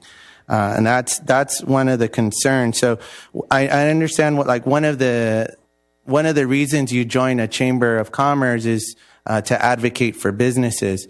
So I guess for instance, when we were debating the health department, independent small businesses came out to advocate for creating our own West Covina Health Department. Now, if the city is running the chamber, and then the city is wanting to create, let's say, a health department, then isn't there going to be a conflict then if that chamber then comes and advocates for what let's say the political branch of the city wants to do? Would this Chamber of Commerce not have that ability to advocate for ordinances? Because again, can you see how we're creating this conflict? Maybe the city attorney can speak to that. Would they be barred from advocating for any ordinances that are being discussed on the? No, they're separate. They'd be a separate entity. That's what we're trying to do: establish a separate entity. They're going to have all the abilities. Nothing to be prohibited for them advocating for a position. That's not okay. So then, if I'm a business that isn't part of this chamber, though, then I'm not going to. Right. So you see what I'm saying, right? So this chamber is being established through the city, is being staffed by the city, is being funded by the city. And so if I'm a small business that isn't part of this chamber, then I could lose favor. I understand we mentioned the bid on the car dealership. There was also a lawsuit, and we were opened up to some liability because Paulina was a member of that bid. So I guess I'm wondering, what liability does the city open itself to if there are businesses within the city that are not members of the chamber and are feeling as if the city is giving preference to businesses that are part of this chamber that has been created through City Hall? I don't see any liability in that instance if someone is having a feeling that they're not getting preference. It would have to be a legal cause of action for something. I don't see any. What if they're legitimately not getting right? They're actually being targeted. What if they're an unfavored business? Right? They're not part of this chamber of commerce. So because there's a reason why chambers are independent. There's a reason why there's a middleman between the business and government. Right? Because you don't want to get into crony capitalism, right? Where the government is interfering, is favoring certain businesses that it's communism, exactly. And it's right. We have a free market capitalist system that is supposed to have business and government separate. Now, it doesn't mean we cannot partner, but you can't run the business association through City Hall because you're creating even if it's just the appearance of corruption. It's why you put it as a pilot program, because you understand, and I know you told me that you didn't know, but you do know that Chamber of Commerce are not created through City Hall. You know that, City Manager Morales, because you shared that with me when we met. I said that, if I may, yes, that I'm not aware of a chamber that's been created as the way that we're proposing it right now through the city. What we are intentioning doing is creating a nonprofit. The city's creating the nonprofit for the chamber, which I think the intent is to establish it so that it has a strong membership, it provides benefits to the businesses, and that eventually the business community can take on that chamber and lead it. And so, that's something that I haven't seen been done, which is not, I guess, a traditional way of forming a chamber. Right. But I think the ultimate intent is to create a separate entity. And because it would be a nonprofit, there would still be a board that would be separate than the council, and they would make decisions on those policies. Right. And you know, depending on how this board is developed, it could very much be swayed and leveraged by political appointments, and that's another separate concern. But I think, you know, cities do have economic development teams that go and recruit businesses and pay for staffing, but that's very different than a chamber of commerce, right? A chamber of commerce, again, is bringing in businesses, is allowing for those businesses to advocate to city government. And so again, that's why you want to have the separation.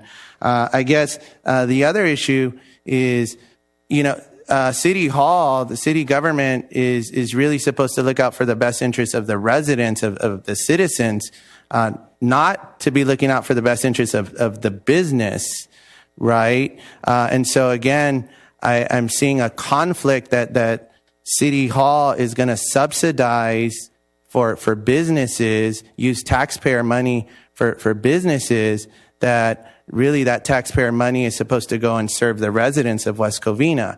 Again, there's not an issue in the traditional, again, Chamber of Commerce established independently of the city, and then the city partnering with those businesses as has been done in the past. I think all residents can see a benefit to that. But when you go through City Hall, when there's political appointments to the board of directors, when it is city staff that is running the Chamber of Commerce, you know, again, that's when you get into all of these conflicts of interest. And that is a huge red flag for me, and a deep concern. Again, especially when we're going to use taxpayer money to support which businesses, right? How do we know that all businesses are going to get proper notice to join, right? How do we know which businesses are actually going to even have the time to properly engage with the chamber? There's plenty of reasons why people don't join chambers. But now, if it's run by City Hall, again, you're going to run into the issue of favored businesses versus businesses that don't get attention from the city. Again, we're cutting out the middleman. I think, you know, Councilman Wu said it, that it'll allow these businesses to have access to city staff, to city government. That isn't supposed to happen. They're supposed to be an intermediary there. It's not supposed to be business has access to the politician. Business has access to the city staff. City staff doesn't work for business, right? And that's a big concern, and it's why I'm against this proposal. Thank you. Madam Mayor.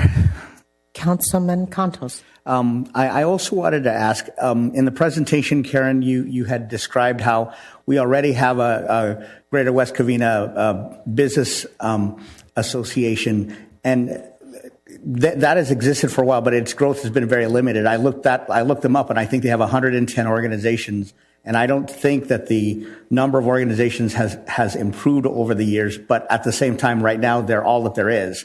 So with a chamber, how would we create a situation in which there would really be a partnership with them without creating two separate, similar sounding or similarly purposed organizations? I worry about any perceptions that there's a city chamber, and then there's the West Covina Business Improvement Association. So how would we work in partnership so that way we'd create synergy where they work in collaboration with this new entity if it's created, and in a way that various interests move in harmony with one another rather than creating two separate silos of folks who are both working on similarly supporting businesses and having the motivation to build businesses in the community. Councilman Cantos, if I may answer on her. Please. So what I would say to that is, at the end of the day, I think the goal is to provide resources and benefits to our businesses in the city. We want to do business attraction, retention, and expansion. So any way that the city can do that, working with different chambers or in our community or business associations, I think we're open to that. I think the main difference in what the intent of this creating the chamber through the city is to provide benefits that encourages businesses to join, and providing them those benefits that are not that include seminars and workshops, providing them resources that help them. Like as Karen's saying, some of what we provide in economic development is site selection. They come in and say, hey, we're looking to expand, we're growing, we need more space. Where is that space in the city? And we can help identify those spaces in our community so that they stay in West Covina. That's something that we can do as a benefit for our business community. So I think our goal would be really to focus on providing resources to our businesses. So the purpose would significantly entail facilitating network building among businesses themselves and providing support for services. And that also would necessarily mean that entity would also serve other businesses in town who aren't members of the chamber. Let's just say there are entities who are not members of the chamber, but they would need help. They would still be able to come to the city for support. Is that right? Well, I think since the way that this is being established, I maybe would want to focus on city-only businesses. Then once it gets turned over, we'd maybe expand it to businesses outside of the city limits. But as we're establishing it, and if there is general fund money that does get spent on this, we might want to focus it on city businesses. Once it becomes self-sustaining with the membership fees, then at that point it could be expanded. And the last question, do either you or the city attorney or anyone on staff foresee these sorts of conflicts that the Mayor Pro Tem has described with regard to difficulties that could arise as a result of establishing the structure? Madam Mayor, this is designed to become as a separate entity. It's a nonprofit. It's going to have its own money, and it's going to make its own decisions. The city's just here helping to start this, and then they will remove themselves when that chamber is viable. Thank you. So I don't foresee that. And typically, cities use tax dollars to help fund chambers. It's a given for a public purpose, these businesses are good for the community. It brings in people. It brings in money. It's a positive thing for the community. Thank you. Councilman Wu. Yes, just like follow up. Okay, I was the attorney. This is just a city to help to set up. Later on, the round should be run by the independent board members and the people elected in the business. When the business join, okay, just like our auto dealership, okay, they have their membership, okay, and they have their election.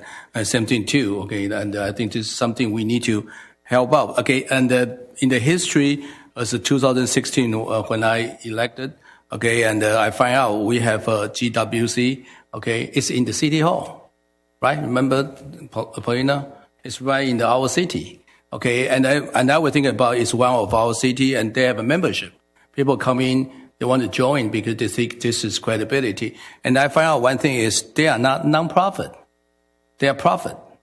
At the time, GWC was the profit, okay, and the corporation. So I talked to Monica. I say, you need to be a non-profit, okay, and so you can recruit more of okay business, but it doesn't work.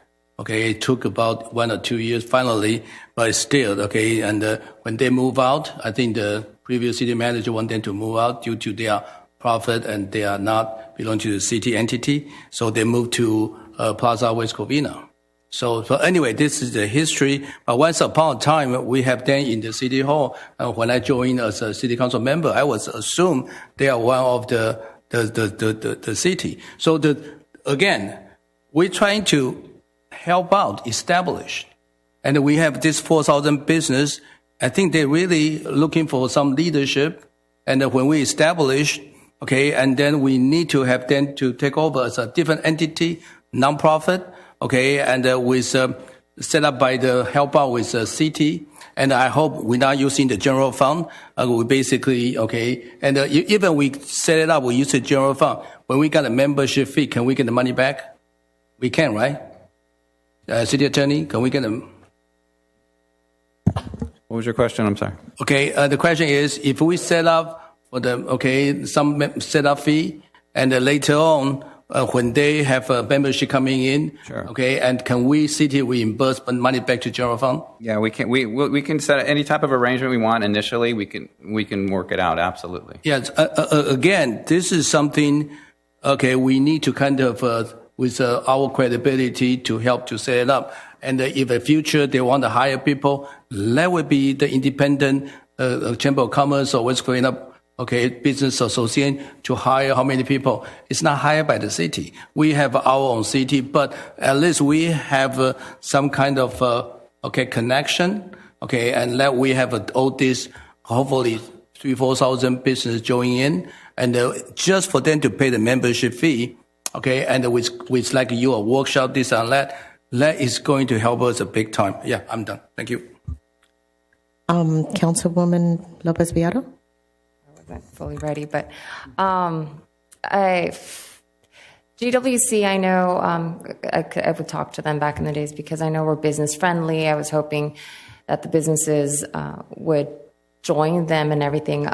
Their numbers are not growing. I know a lot of businesses that actually joined GWC and then 1 year they said forget it because it's not really benefiting them.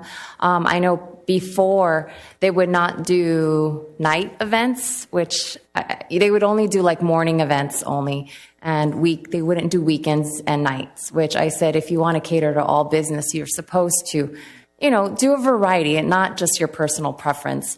And so I do, I even hear that the Covina Chamber of Commerce is it's great. It's growing. It's strong. And I really wish we had that in our city as well.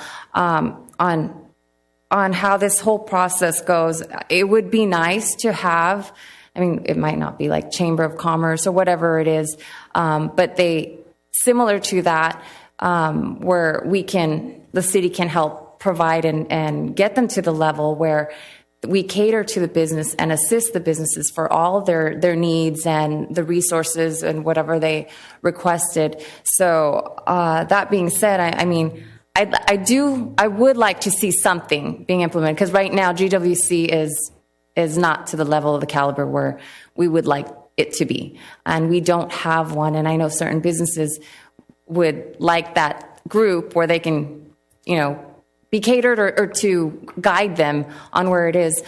First question I have is, currently, do we have anybody in City Hall that, if businesses have questions, or is there a go-to person here currently? Yes. Through the Community Economic Development Division, we have 2 staff members that are responsive to businesses that want to expand or have questions about site selection. They're the ones that lead in the economic development efforts for the city. So, yes, we do have staff. And then if we do create this, would this be given out and later them, take over it? I understand what Mayor Pro Tem mentions about like this whole thing. I know with GWC, because businesses have said they also, like all businesses, they cater, favor, whatever. It's everywhere, but that's just even, there's like family as well has that. But that being said, I mean, I would like to see something that can grow and cater, because if you said GWC only has 100, we have how many thousands of businesses here? 3,600. 4,000 businesses. And it's not, I'm hearing a lot of businesses that says it's not really conducive for them. So yeah, that's all I have to say. Mayor Pro Tem? Thank you, Mayor. When would we know that they are viable to be their own entity? What's that standard? Who decides that? Well, I think part of the process is we would check in on the program every year or annually to see, if it's being successful. Part of that creation would be set. Sorry. Right. So you can understand the conflict there. Is that if I'm the political majority and I have control of this chamber, then it is in my interest to not allow the chamber to go, right? So if we don't have a set standard of what makes it a viable entity to then separate from the city, then again, it continues to be a political arm. And that's part of the issue, part of the conflict, right? That there isn't a standard even that we're using to say at this point it becomes independent. And I think also it's problematic is that we are saying that this chamber, the benefit, right? Why would you want to join it? You want to join it because it gives you access to City Hall, right? So let's say I wanted a land use change, right? And that's something that has to come in front of the City Council. Right. And so again, these are the kind of like backroom dealings that cities try to stay away from, right? You want to minimize that liability. And so if we don't have a standard for when this chamber then breaks away from City Hall, again, the board of directors and those bylaws and will require the appointment of initial board members, right? Who's doing that, right? If we're doing that, again, that becomes a political entity. I know you're saying it's going to be a separate nonprofit, but those appointments are politically made. Madam Mayor. Thank you. Yes.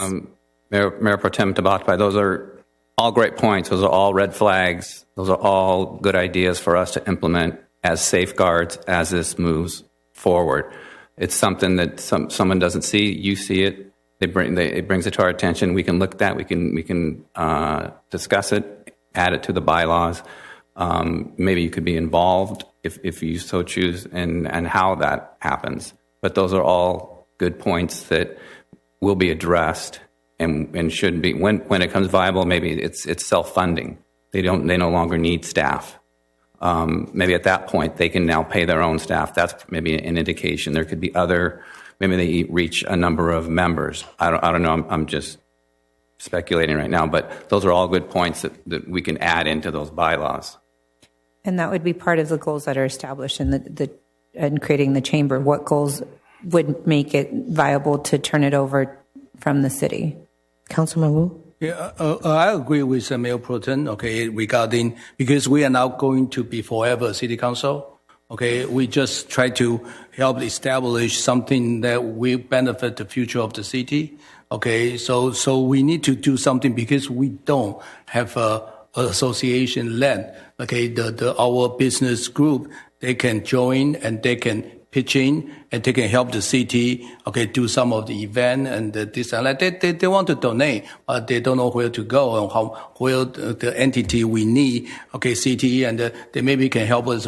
Okay, donate an ambulance or this and that. But if all the business all get together, we can, it's a power, okay, for the nonprofit. Again, as a nonprofit, has to be non-political, right? There's a nonprofit guideline that cannot be. And another thing about all the red flag, because I agree with you, that's for the future, because we're not going to sit here forever. Okay, and Mr. Tabai maybe become assembly, no longer in our city. Okay, but the point is, but how can, and I might be, okay, and retire, this and that. We're not here forever, but how we can set up a fundamental that can help our city grow in the future, and the city can have an entity, okay, and this association, they can have information, because right now a lot of business doesn't have information. They don't know where to go and this and that. So hopefully, with this, okay, that we can kind of help out, but it's really have to self-funded. It's have to self-sustain.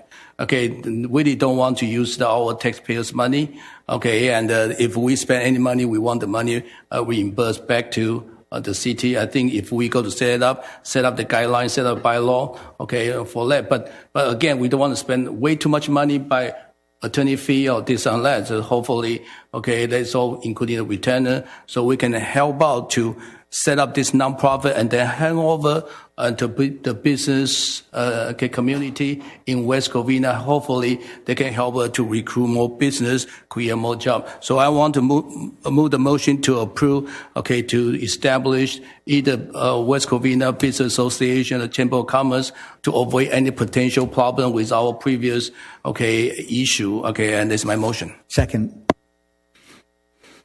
I have a motion by Councilman Wu to establish a chamber organization with the city of West Covina, and a second by Councilman Contos. Councilman Contos? Aye. Councilman Wu? Aye. Councilwoman Lopez Viado? Aye. Mayor Pro Tem Tabatabai? No. Mayor Diaz? Aye. Item passes 4-1, Mayor.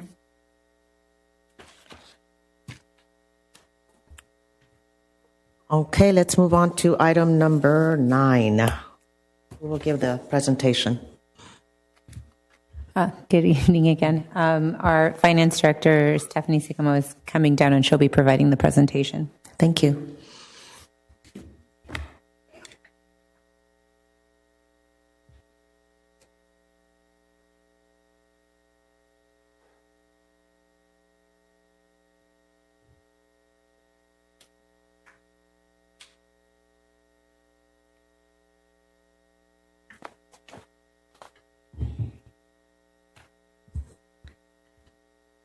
Good evening.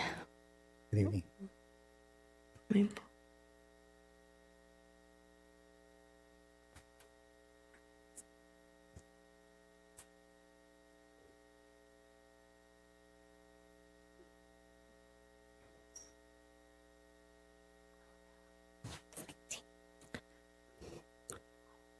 So, total citywide summary for the fiscal year 23-24 proposed budget includes revenue for all funds combined over $123 million. Total expenditures for all budgeted funds are estimated to be over $129 million. Aside from the general fund, expenditures are from various special revenue funds which have accumulated fund balances from the current and prior years. For example, the Del Norte Park Dedication Fee Fund received $1.3 million last fiscal year from developers. While additional funding is not expected for the current year, staff proposes utilizing that funding. So thus, that's why you see a difference in 129 in expenditures and 123 in revenue. That's just one example. Another one could be the sewer fund or a metro funds. And so as we accumulated this fund balance, we've set aside projects to actually utilize that in the coming year. The proposed general fund budget has been structurally balanced with a net change in fund balance estimated to be over $176,000. By structurally balanced, it means that reoccurring revenues do not exceed reoccurring expenditures or expenditures that are necessary to maintain the current service levels. And so this is specific in regards to the general fund. The city's budget policy also requires that the general fund maintain an undesignated, unappropriated reserve amount equal to 17%, which is about $11.3 million. Looking at the changes in fund balance over the next year, we will be about $20 million with $17 million in unassigned fund balance, well within that limit. Total general fund revenues are projected to be over $81.8 million, which is a 2.5 increase from the prior year. General fund expenditures for the fiscal year are projected to be over $66 million. This is also a $2.6 million increase from the current fiscal year's original budget. The majority of this goes to salary benefits, and which include overtime. The proposed budget estimates that we will end this year about $7.4 million in general fund overtime, and we're proposing about $7.2 for next year. Most of this overtime is for fire and police. Service levels are proposed to remain level across operations. No new positions were within the proposed budget. However, the following services were added in recent years and are proposed to be maintained. So the city staff proposes maintaining recreation and community service programs, including sportsplex operations, special events, quarterly newsletter, and the tree trimming and landscaping maintenance. In regards to the status of the municipal health department, until direction is provided by the California Department of Public Health, the city is in a holding pattern. Therefore, other than the CIP project, which includes the professional service agreements for these planning activities, such as a community health needs assessment, community health improvement plan, or other studies that may be required by the state, there are no additional revenue and expenditures in the proposed budget. The proposed CIP includes over $110 million in projects over the next 5 years. And this is spread across traffic, facilities, streets, sewer, parks, and general uses. Budget survey was made available in December through February. A total of 46 people responded. 87% of those were residents. And when they ranked their what services are most important to them, it was infrastructure, police, and the city's image. In regards to funding, what would they fund with these dollars? It was police, infrastructure, fire, and EMS. The proposed budget is similar to the needs of that were desired, and that it follows with police, fire, and capital projects, public services, 21%. As I had stated, we started with the budget survey in December. We had the long-range financial forecast presented in April with the proposed budget also in April. We held 2 community workshops, which council was updated on the comments from that during the last meeting and offered up any discussion or direction and changes to the proposed budget in regards to that. And so tonight before you, we have the final proposed budget, which was made available online, again with the budget in brief. So with that, I will take any questions. Madam Mayor. Councilman Contos. Madam Director, just so I understand, you're saying that the reason why it appears that we're spending more than what we have is because there's carryover funding from previous year, which is now being spent in the new year. So that's why we're spending more, but that money that we're spending is actually from a prior budget? Through the chair, if I may. So it's not spending more money than we have. We're actually using the money that we have on hand. It's just we're going to be utilizing more than we project to bring in that current year. So we've been sitting on fund balances that have been set aside for these specific purposes, and now we actually have programmed projects to utilize them. So the funding has been on hold. So just to put it out there, I am absolutely against any deficit spending. But you're saying that because we are structurally sound, you can categorically say that we are not. This budget is not a deficit-oriented budget, even to a penny. Would you be willing to state that? So the general fund is structurally balanced. So we're not going into a deficit there. Now, in the other funds, we are using a fund balance to pay for projects. Because it's just like a savings account that you would save up for your house, you save for years to renovate your bathroom. Well, that doesn't mean that year you made enough money to renovate the bathroom. You saved that over a number of years. And so that's what our different funds are designed to do, for us to set aside money for those specific purposes. And then in a given year, we do a project and utilize a big chunk of that fund. Thank you. You're welcome. Any other questions? No, I just wanted to say thank you. You explained that so great. It's just, it reminds me of the last, council meeting with our previous, not Robin Bird, she's amazing. The one previous who she couldn't even state what a fund balance is, and then that other balance that you mentioned. And so thank you for clarifying that. Confuse the residents and council. Thank you. Any other questions? Do we have a motion? I just want to thank, our finance director. You're doing the magnificent job. I want to continue to help us. And I know sometimes it's very confusing when we see the $6 million, we jump. We scare. So we say, we don't want to cut any service because we went through 2018. That is a horrible time. But now I know we're doing much better with all the staff help. The city doing pretty good. I want to thank all the staff to make this thing happen for us. So I want to thank you again to continue to keep our city finance healthy. That's it. Thank you. Is there a motion? I make a motion to approve. I'll second. I have a motion by Councilman Wu and a second by Councilwoman Lopez Viado to approve item number 9, which is the city's budget. Councilman Contos? Aye. Councilman Wu? Aye. Councilwoman Lopez Viado? Aye. Mayor Pro Tem Tabatabai? Aye. Mayor Diaz? Item passes 5-0. Okay, we're done with our agenda. Now we're going to move on to City Council reports. And AP 1 to 3. Excuse me? AP 1 to 3. Yes. I'm going to talk about our International Conference of Shopping Centers that was held in Las Vegas that we went in May. We were there along with my fellow council member, Ali Cantos, acting city manager, Paulina Morales, and planning manager, Joanne Burns. We were all very busy and promoting our city and trying to get business into our city. We met with representatives from several companies who may be interested in bringing in new developments to our city. Mr. Mark Gabay of Charles Company, a developer that currently owns West Covina property, shared some of his ideas and artist renderings of future projects. We also had the pleasure of meeting with developer Joseph Perry from Olson Company and shared with him some available locations that may be suitable for future development in West Covina. We also met with Richard Lewis and Robert Martin, who are in charge of land acquisition for Lewis Management.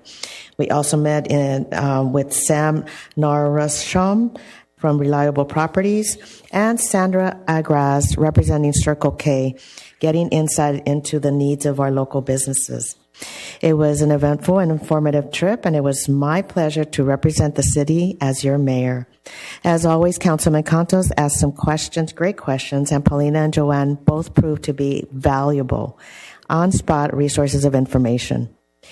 We're hopeful that the seeds that were planted will result in many positive things for the city's future. So it was a great opportunity to meet many people.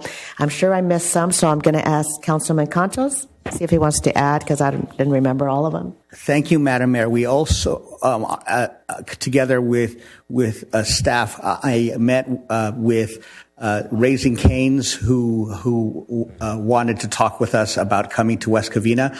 We also met with a broker, a restaurant broker, who actually focuses on bringing in restaurants, and we expressed our desire to have more sit-down businesses wherever possible, and they they told us that in their assessment that we are more ripe for casual dining based on their studies and demographics, but that was interesting.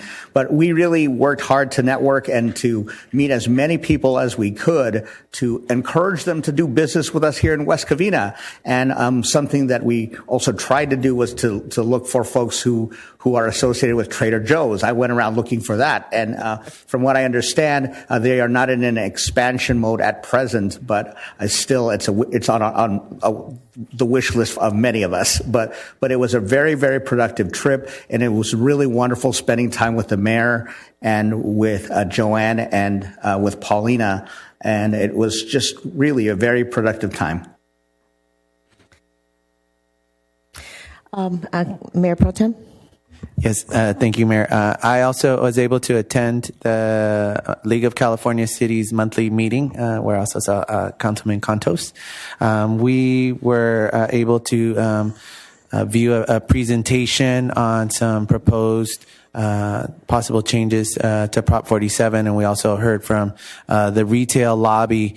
And one of the interesting things that came out of the presentation, which is something that I actually wanted to make a request on, was that the level of shrinkage at a lot of these large retailers is actually quite a bit of it is being caused by self checkout. The CEO of Walmart just recently made a statement about the level of shrinkage at self checkout. So I guess I wanted to see what other cities or jurisdictions maybe are doing in terms of. I know we did a shopping cart ordinance for our local businesses, and if we could see about what other cities are doing in terms of self-checkout, maybe the level of personnel needed by front of the door to help prevent some of that theft that has been created with the self-checkout systems that have been proliferating many of these businesses. Thank you. Anyone else? Any Mother May I's? Sorry, so that wasn't Mother May I? Oh, I guess I was a Mother May I. Okay, sorry, we just want to make sure. Okay, yeah. So Mother May I to request a report on city regulations on self-checkout to help reduce theft, because currently the city subsidizes a lot of these businesses when we get police calls. Okay, it's not about the staffing. It's about theft. Yeah, it's about security. Their security, because the level of self-checkout at a lot of these stores has increased the prevalence of shoplifting. And so I believe there are some cities that have started to put some regulations on these large box stores that have self-checkout on the number of personnel, security they have to have at the door. Meaning we need them to have a security guard? It could be that. It could be the amount of personnel they have working in the store to create more of a presence that people are there. It's called the sentinel effect. When you have people that are in their professional uniforms, it creates a sense that you're being watched, and so people don't. So you request a minimum staffing, because I know the Amazon Fresh. I don't think they even have a. Oh no, but yeah, because their technology is once you pull an item, you get charged, so you can't steal from the Amazon Fresh. Yeah. The self-checkout system, though, is you go, you scan your own items, and oftentimes, actually, what happens is someone might, honestly forget to scan one or two items, and they get out, and that has led to a lot of this shrinkage or theft that's happened at these retailers. So you request city to check into all the city what kind of policy they have? Yes. Okay, I will support that. I'm surprised that happens, because when I've been to several stores where they have self-checkout, there's always someone there, a clerk that's there. They're the ones that lead you and say, okay, go out there. Yeah, so like at the Target, the person is behind you, and there is no one really, like, they're not checking like how many are you checking out, right? I know at the Walmart they have like 9 on one side, and then they have a bunch on this other side, and then you have there's not kind of, for one, there's not a standard. From my experience, Costco does it the best because they have it way inside. Plus, they have the narrow exit, and then they have the person who really checks you. I shop with my wife, okay, and so I have to carry for her, in the Costco and Sam, the club, okay, and basically when we do sales checkout, okay, we scan, and when we going out, okay, and they always have person check everything, so this is something possible. The business have to do their own system, but it's nothing wrong to look into all the city policy. So I'm a second. So I have a request by Mayor Pro Tem Tabatabai, a second by Councilman Wu, to direct staff to look into regulations when there's a self-checkout for organizations. Councilman Contos? Aye. Councilman Wu? Aye. Councilwoman Lopez Viado? Aye. Mayor Pro Tem Tabatabai? Aye. Mayor Diaz? Aye. Thank you, 5-0. Any other requests? Madam Mayor, Councilman Contos? I'm going to have to express a bit of anger at this point. It's been reported to me that the city just has weeds everywhere. There are lots of things that are happening, and I'm really worried about implementation of the Brightview contract. And I'm really grateful to the mayor for her leadership. We spent 90 minutes looking at that contract on Sunday, and then we also dispatched. I looked and asked some people to go out and look, and there's just a lot that isn't done along the medians, along Azusa, Amar. It's just there are 102 provisions that are there. I'm not really sure what the extent is with regard to the scheduling of. We were supposed to have a schedule of the different things that should have been completed. I don't remember seeing it unless maybe it was there and I didn't notice it or see it. But I really am bothered by how we've already had this contract in place, and I really want to know with our spending more than $35,000 per month, what are we getting for that? And I really think that I'll leave it to the blind guy to champion beautification, right?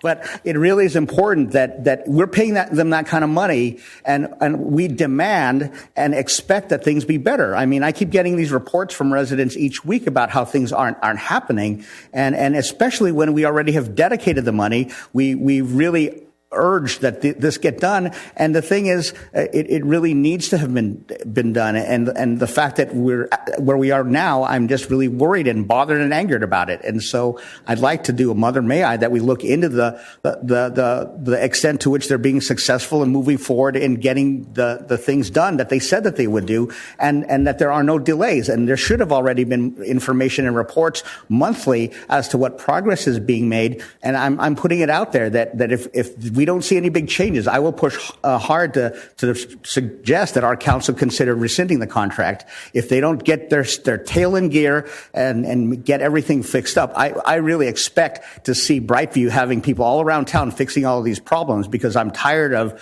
our city looking like this, and I don't want that to continue. And I know that many others feel the same way. So I'd like to ask for a Mother May I for a detailed update report, and for us to see pictures before and after that these things are being taken care of, so that way we can know that everything is being done. And then on top of that, once it's done, it needs to stay maintained. We can't just have our city look like this.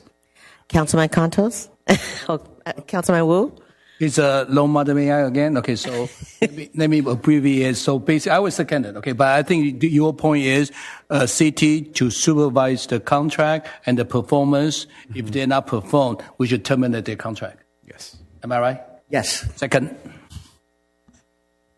Councilman, I have a motion by Councilman Contos and a second by Councilman Wu to get a detailed update report on the Brightview contract. Yes, and their performance. Councilman Contos? Aye. Councilman Wu? Aye.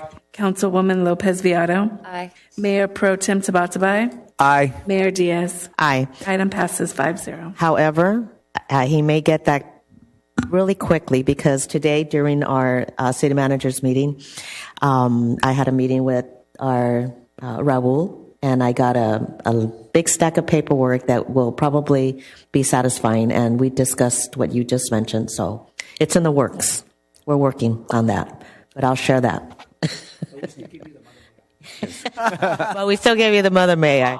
It's on the record. Sidewalks too, right? Because of the sidewalk and tree wells, yeah. Everything. Yeah, we're working on that. Yeah. Yes. Just make a comment. We're done with all the Mother Mayors. Madam Mayor, one last one. Okay. In our neighborhood, we've been seeing a lot of tragedies with loss of pets.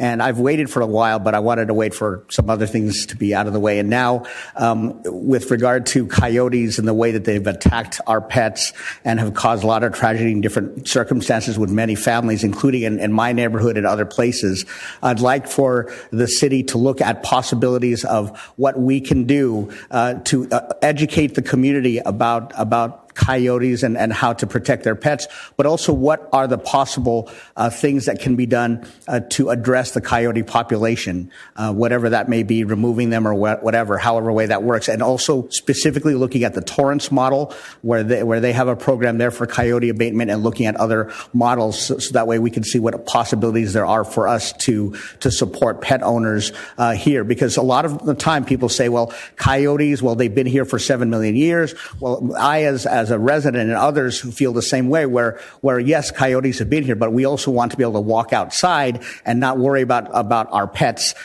something happening to them. And literally a few houses away from where I live, a coyote snatched a pet from the yard right in front of the resident. And it was so tragic where the dog had to be put to sleep later that day. It's just absolutely tragic. And so there are a number of us who are really worried about the coyote problem, not to mention their aggression and the way that they've also been known and documented in the news to also get to attack people. Even though it's rare, it happens. So just wanted to put that on the count for staff to report back to us. So is the Mother May I? Yes. Okay, so the Mother May I regarding the coyote policy? Yes. Including looking to the Torrance their policy to see how can we adopt the new policy. We have a coyote policy back in 2017 we approved, and it's on our website, but I think we need to update it based on current situation. And I know you have a tragedy, your pet has been eaten by the coyote. I think that's traumatized. So I will support this to look into the coyote and the program. I second it. I have a motion by Councilman Contos and a second by Councilman Wu to educate the residents on the coyotes, address the coyote population, and look specifically at the Torrance model. Councilman Contos? Aye. Councilman Wu? Aye. Councilwoman Lopez Viado? Aye. Mayor Pro Tem Tabatabai? Aye. Mayor Diaz? Aye. Item passes 5-0. Councilwoman Lopez Riaro? Hi. So I'm back. And yeah, thank you. I just wanted to share, I know I've been missing out. I haven't fully recovered yet, but doing so much better. I've had accidents before where they hit me, rear-ended me, but it was nothing like this. So just sharing with the public. I don't know what it is. After COVID, everybody seems to forget how to drive. Every day there's always an accident that I see. This case, I just finished training, presenting at Westwood Rec Center, in LA, coming back home on a Friday, and there's traffic, no traffic, and on the freeway past 710, we all slowed down, traffic, and a big white utility vehicle. I could see it on my rear view mirror. It's just still full speed. I'm tapping my brakes. Normally it works. You tap your brakes, it flashes, and they warn you to stop, and they usually brake, but this one didn't. It just slammed me. I always give a space between the cars, so just, residents, make sure you keep that space so that I didn't have to be crushed in. It did a little bit of damage. San Gabriel paramedics did come, and so I just wanted to thank them. They did transport me. It pulled my lower lumbar spine, and I know that there's funny thoughts because paramedics was like, we can give you fentanyl for the pain, and I was like, I just did training. They all gave us at work Narcan for fentanyl, and it's in my trunk right now. You're going to give me fentanyl for that? But they said, it's different from the streets versus, and apparently paramedics and hospitals, they give fentanyl all the time. And so, but the pain was bad, obviously. And But I'm doing good. I did thank the paramedics as soon as everything was good for letting the city of West Covina borrow their ambulance, which we had passed prior to the accident, so they did remember. So I thank them for that. And then I just wanted to thank some of the residents, and I didn't put it out there. I haven't been attending any events. The first week I couldn't really walk or anything, but I'm doing good now. Thank the West Covina Fire, West Covina Police, the city staff, for just the cars, the flowers, the beautiful flowers, the some portos, and little things here and there to just make the transition and recovery a bit smoother. But I'm back, and if you see me like I know today, it's like sitting down is like difficult, so I had to stand up, sit down, and things are a little slower. But as I'm regaining my mobility and getting there, just I'll be back in action, going to all these events. But I know some people said they haven't seen me in any events. That's the reason why. So, but all is good. So I'm glad you're back. Thanks. I'm happy to see you sitting there. Really quick, I promise I want to let her go home earlier so I can shut up. Okay. So, but I still want to say welcome back. I know you went through a lot, and then it's a tough, okay, and a pretty severe injury to you, and I know this is something.